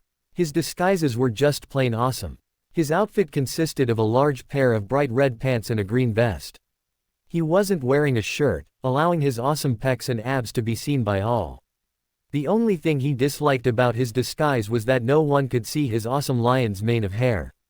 Instead there was a large red and green striped hat on top of his head. Still, stupidly large hat aside, Jiraiya had to admit his costume was pretty awesome and allowed him to showcase his awesomeness to the world. Ladies and gentlemen, allow me to introduce you to the greatest show in the entire elemental nations. As the taskmaster did his introduction, Jiraiya glanced around at all those who had come to see the palace's entertainment. He spotted Shibetaba sitting up on the large balcony, looking every bit the spoiled, disgusting politician he was. Surrounding him were several other politicians, advisors most likely, and located around the palace grounds were the many soldiers charged with protecting the palace. He counted at least 5 dozen. According to Korega there were exactly 6 dozen squads worth of samurai guarding the palace. That meant 12 samurai were not present. That was okay. Naruto, Korega and the other samurai going with them could handle a dozen samurai. Of more immediate concern were those 3 shinobi. 1-on-1, even 2-on-1, Jiraiya was confident Naruto could win, but according to his apprentice they always worked together, and that was a problem. An even bigger problem was that he could not see them amongst the crowd. Stay safe, Naruto. XOX. Darkness. Naruto was surrounded by darkness as he, Korega, several samurai, along with Hikaru and Michiru traveled through the small passageway leading into the palace. It was a very tight space, very cramped. The group had been forced to walk single file because of this, and it had caused a good deal of problems when deciding who would go first. Naruto won by stint of being able to see in the dark. Korega had not been very happy, but then, he'd been angry since Michiru and Hikaru told them they were going with them. The addition of the two princes to their company had been a big surprise to all of them. No one had any idea why the two had decided to accompany them, and neither one would say. Prince Michiru's only response was he needed to confront Shibetaba about his actions. A large-scale argument had broken out between Korega and Michiru about whether or not they should be allowed to go. Korega had argued that it was too dangerous, and he had a point. There was no telling what kind of dangers they would face once inside the palace. Those three ninja Naruto fought came to mind, and there was a good chance of them getting injured or even killed. Despite this, neither Michiru nor Hikaru were deterred. In the end, Korega had been forced to accede to their demands. It probably didn't help that Naruto had vouched for them and all but said he would protect them from every danger they faced. That really hadn't been one of his smartest moments, but then, despite his increase in intellect since becoming a genin, Naruto still didn't have that much common sense. Go figure. With his now fully developed yokai being channeled to his eyes, Naruto surveyed the area around them. His purple irises flickered about, looking at the walls that almost felt like they were closing in on him, the dank and wet floor, and the low-hanging ceiling that was just a few feet above their heads. This definitely wasn't the type of place someone who was claustrophobic would want to walk through. Keep a tight grip on me, Hikaru, Naruto said softly as he felt the boy's grip on the fabric of his shirt slacken. Right, the grip instantly tightened again. Hey, Tana-san, how much farther until we get out of here? It's Korega. Korega's annoyed voice snapped at him, and it shouldn't be much farther. Maybe another minute at most. Good, I was getting tired of walking through such a dark place, and my eyes are getting sore. That's because your body is not used to your yokai yet, Kyuubi told him. Even though your chakra and yokai have fully mixed, your body does not recognize it as yours. Thus, it's rejecting your own energy. Is that bad? I doubt it. Your body should adjust eventually. Just give it time. Until then, you'll have to deal with some mild discomfort. Good to know. How can you even see in this place, Naruto? Asked Hikaru. I can't see a thing. The only reason he hadn't smacked into a wall or tripped on something was because of Naruto. In fact, Naruto was the one leading the entire group because he could somehow see in the dark while they could not. It's my eyes, Naruto told him. I'm channeling Yo chakra to my eyes in order to enhance my vision. He turned his head to look back at the young prince and the rest of the group following behind them. His irises were no longer blue, but a purple that glowed brighter than most oil lamps. Whoa! Naruto grinned at Hikaru's awestruck expression. Awesome, right? Yeah. Quit talking, you two. Korega once again spoke out of annoyance. We're almost there. Indeed they were. Just a few seconds after Korega finished speaking, they reached a black space of wall with no discernible opening. It was a dead end. Well, it looked like a dead end, but it was actually the entrance exit that allowed people to move in and out of the palace without being seen. Move it, Korega grunted as he pushed Naruto out of the way. The younger of the two stumbled a bit. Straightening, the spiky-haired blonde glared at the older man who was even now holding a torch up to the wall, searching for something. The hell was that for? Asked Naruto. Don't tell me you're still angry at not getting to lead. Your shitty torch can't beat the awesomeness that are my eyes. And wait, is it just me or did I sound like an Uchiha just then? You did. Please don't do that again. Damn, Naruto shuddered. I don't even have monkey eyes and I sounded like an arrogant sob. Better be a bit more careful. He shook his head and focused on his newest target, someone who never failed to amuse him. So, Tana-san, why are you upset at me again? He was ignored. You're not still upset over the nickname, are you? Korega continued ignoring him. Oh, come on. Tana-san is a great nickname. You use a katana, don't you? It works, see. Several tick marks formed on Korega's head. Though I suppose I could call you Katana-san, Naruto admitted thoughtfully, but katana is just way too long to say every time I want to talk to you. A loud grinding sound emerged from Korega's mouth. It reminded everyone of those machines that are used to grind up minerals. That's why I think Tana-san works best. Naruto nodded sagely to himself. He completely ignored the strange grinding noises that came from Korega. Yes, it is definitely the best name for you. Wouldn't you agree? Korega still didn't answer. Oi, I'm talking too. Would you shut up? Korega shouted, whirling on Naruto and casting him a fierce glare. Can't you see I'm trying to find the catch that will let us enter the palace? Oh, is that what you were doing? Naruto scratched the back of his head. Sorry, you were just taking so long I got bored. TCH. Grumbling to himself, Koraga turned back to the secret entrance and once again began searching for the catch. It took a bit longer than it should have. His frustration at Naruto's annoying blathering may have contributed to this, but he eventually found it. After pressing on it, he and the others watched as the door slid open and light spilled into the tunnel. Naruto grinned as he walked out of the secret passage and into the hallway. Ah, finally. I was getting tired of being in that stupid tunnel, he said, stretching his arms high above his head. It was so damn cramped in there. He turned to Michiru, eyeing the fat prince up and down. I don't know, how could you stand it? Michiru frowned. What's that supposed to mean? Nothing, nothing, Naruto dismissed the man's look with a wave of his hand. Anyway, let's get going. Eros Sennin's probably started the party by now. As if on cue, a large explosion rocked the entire palace. While Michiru and several others raised their hands over their head, as if expecting debris to fall on them, Naruto snickered. See what I mean? Eros Sennin's starting the party without us, so we need to get going. What we need to do is move cautiously, Koraga countered. It won't do any good if we rush headlong into this situation and find ourselves overwhelmed. Ah, you worry too much. Naruto slapped the much older man on the back, causing him to nearly plant his face into a wall. The blonde-haired boy with whisker marks on his cheeks grinned as the swordsman glared at him.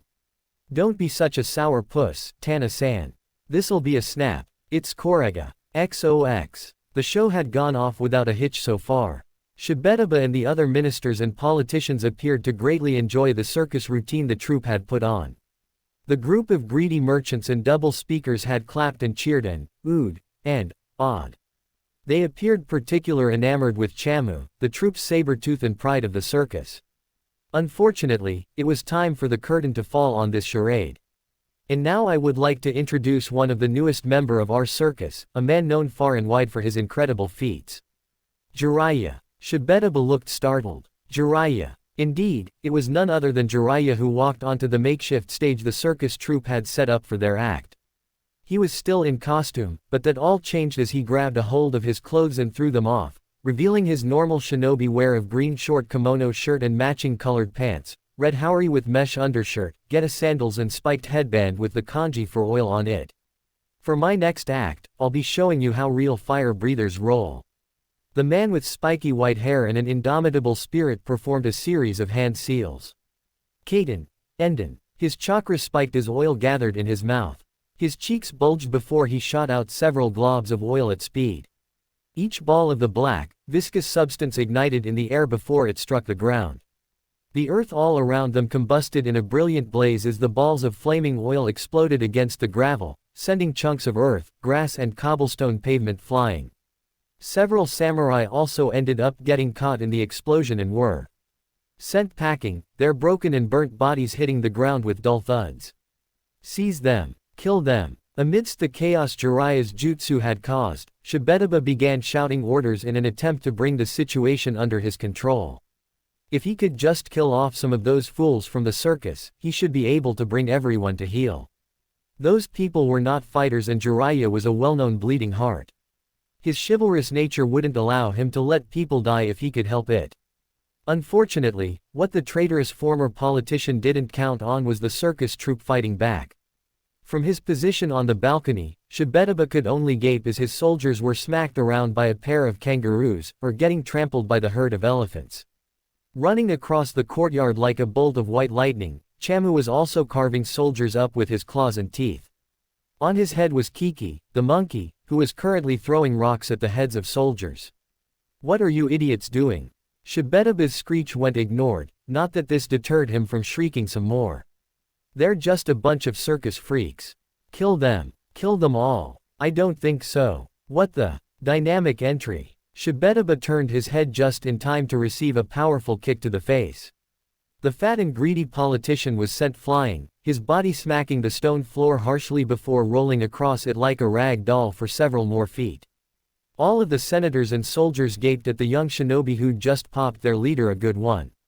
Yata. Naruto clenched his fists together in excitement, the the grin on his face so large it split his face in half and forced his eyes to squint shut. I've always wanted to do that at least once. It was so cool whenever Bushy Brows and Bushier Brows Sensei did that. You're taking way too much joy from accomplishing something so simple. Kyuubi, when will you learn? I am just a simple man who enjoys the simple things in life. A snort echoed within his mind. I don't believe that for 1 second. Really? Yeah, me neither. Shibetaba. Michiru. Shibetaba winced as he sat up. A large bruise was forming on his cheek, along with some serious swelling. That attack had really hurt. How nice of you to join us. Now I can finally kill you and your brat of a son. You're not going to kill anyone today, Shibetaba. Michiru actually sounded pretty intense there. Naruto was impressed, just a little bit. You're under arrest for crimes against the throne and the murder of my father. No, that's not what will be happening, Shibetaba said, standing up. It is you who will be dying this day. Ishidate. Kill these fools. Silence. Ishidate. I said kill these fools. More silence. Naruto looked around with a frown on his face. After a second, he chuckled and looked back at the usurper. It seems those three have abandoned you. No. Shibetaba's eyes widened. No. I paid those three good money to do my bidding. How could they betray me? Money can't buy everything. Naruto shook his head. They probably knew they couldn't defeat Jiraiya and myself in a fair fight. After their failed attempt at getting rid of us, they most likely knew we would be ready for anything else they could try and decided to cut their losses. The blonde shrugged. It's a pretty smart move of them if you ask me. Damn them. Shibetaba grit his teeth, his anger boiling over. Damn you, Ishidate. Shibetaba, in the name of the true daimyo, you are under arrest, Korega declared, brandishing his sword. No. Shibetaba looked at all of them with wide, insane eyes. I won't allow you to take me. Kill them. Kill them all. Those soldiers who were loyal to Shibetaba all unsheathed their swords and charged them. Hey, a large smirk appeared on Naruto's face as he crouched down low. Leave this to me, you guys. Before anyone there could say anything, Naruto was blasting off the floor. He flew towards the charging soldiers at incredible speeds, his body a mere blur that could not be tracked by regular forces. None of the samurai even knew when Naruto had appeared among them. 1 second he was standing there, that infuriating smirk plastered on his feature, the next he was amidst them and already taking down his first opponent with a palm thrust to the chest. Grinning with a savage joy, Naruto spun around on his heels and moved to the left. A sword pierced the air he had been standing on. As the offending limb gripping the sword came into his view, the blond young man grabbed a hold of it in a vice grip. Orya. Ah. Continuing his spin, Naruto lifted the soldier off his feet and used him as a bat to knock several other samurai away. He only let go after the last soldier had been knocked for a loop. The dizzy enemy swordsman was then sent flying straight into a wall, which he became embedded into head first, his legs dangling out of the large hole the upper half of his body was stuck in. Anybody else want some of this? When all Naruto got were groans, he grinned and nodded to himself. I thought not. XOX. The battle to take control over the palace had been relatively short. With the disappearance of Ishidate, Karenbana and Kongo there was no one with the strength to stand up against either Naruto or Jiraiya. Regular foot soldiers were just not a match for shinobi, especially ones of their caliber. There was much to do after the battle. All those who had turned traitor had to be sentenced. Most of the normal soldiers had not known the truth about Shibetaba's ascension, which Jiraiya confirmed through interrogating them, and were given a 1-year prison sentence on the condition they swear their loyalty to Michiru. Those who did not would be given a life sentence. The politicians, merchants and ministers were another matter entirely. All of them had been aware of Shibetaba's treachery and even lent their support to overthrow the king. They were all given life imprisonment.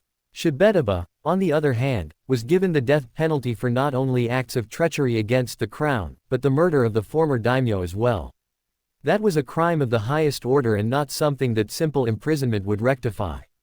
Prince Michiru, now the daimyo of Tasuki no Kuni, had also been forced to make an announcement letting the citizens know what really happened to their former lord and of Shibetaba's betrayal. The people seemed to take the knowledge well enough. Most of them were aware of Shibetaba's greed to some extent, therefore not very surprised. With nothing to do, Naruto spent most of his time training. With Kyuubi's yokai no longer being a usable trump card, the young man was forced to turn to other methods of increasing his power. The first thing he attempted was to enter that strange state he had achieved during the battle with Orochimaru. It hadn't turned out too well.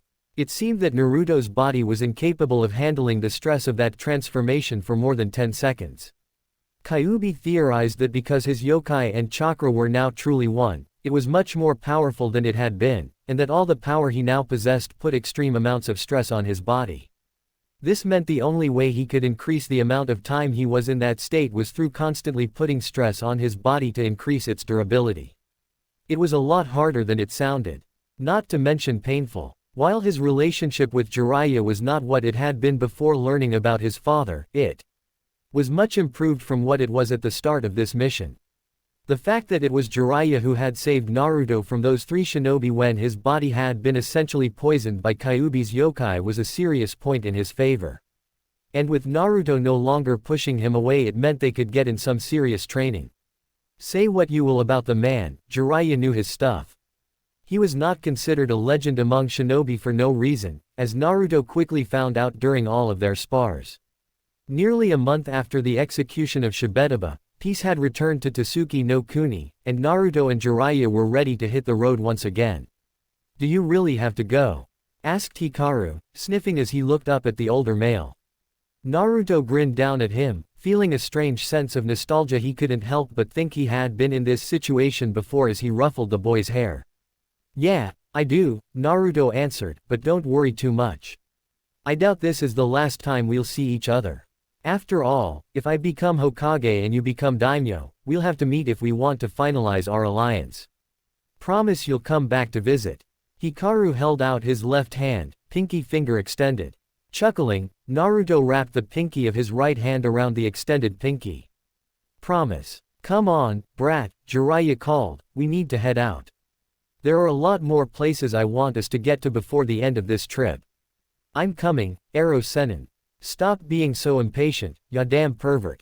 This coming from the boy who created a jutsu that transforms him into a naked chick, Jiraiya shot back.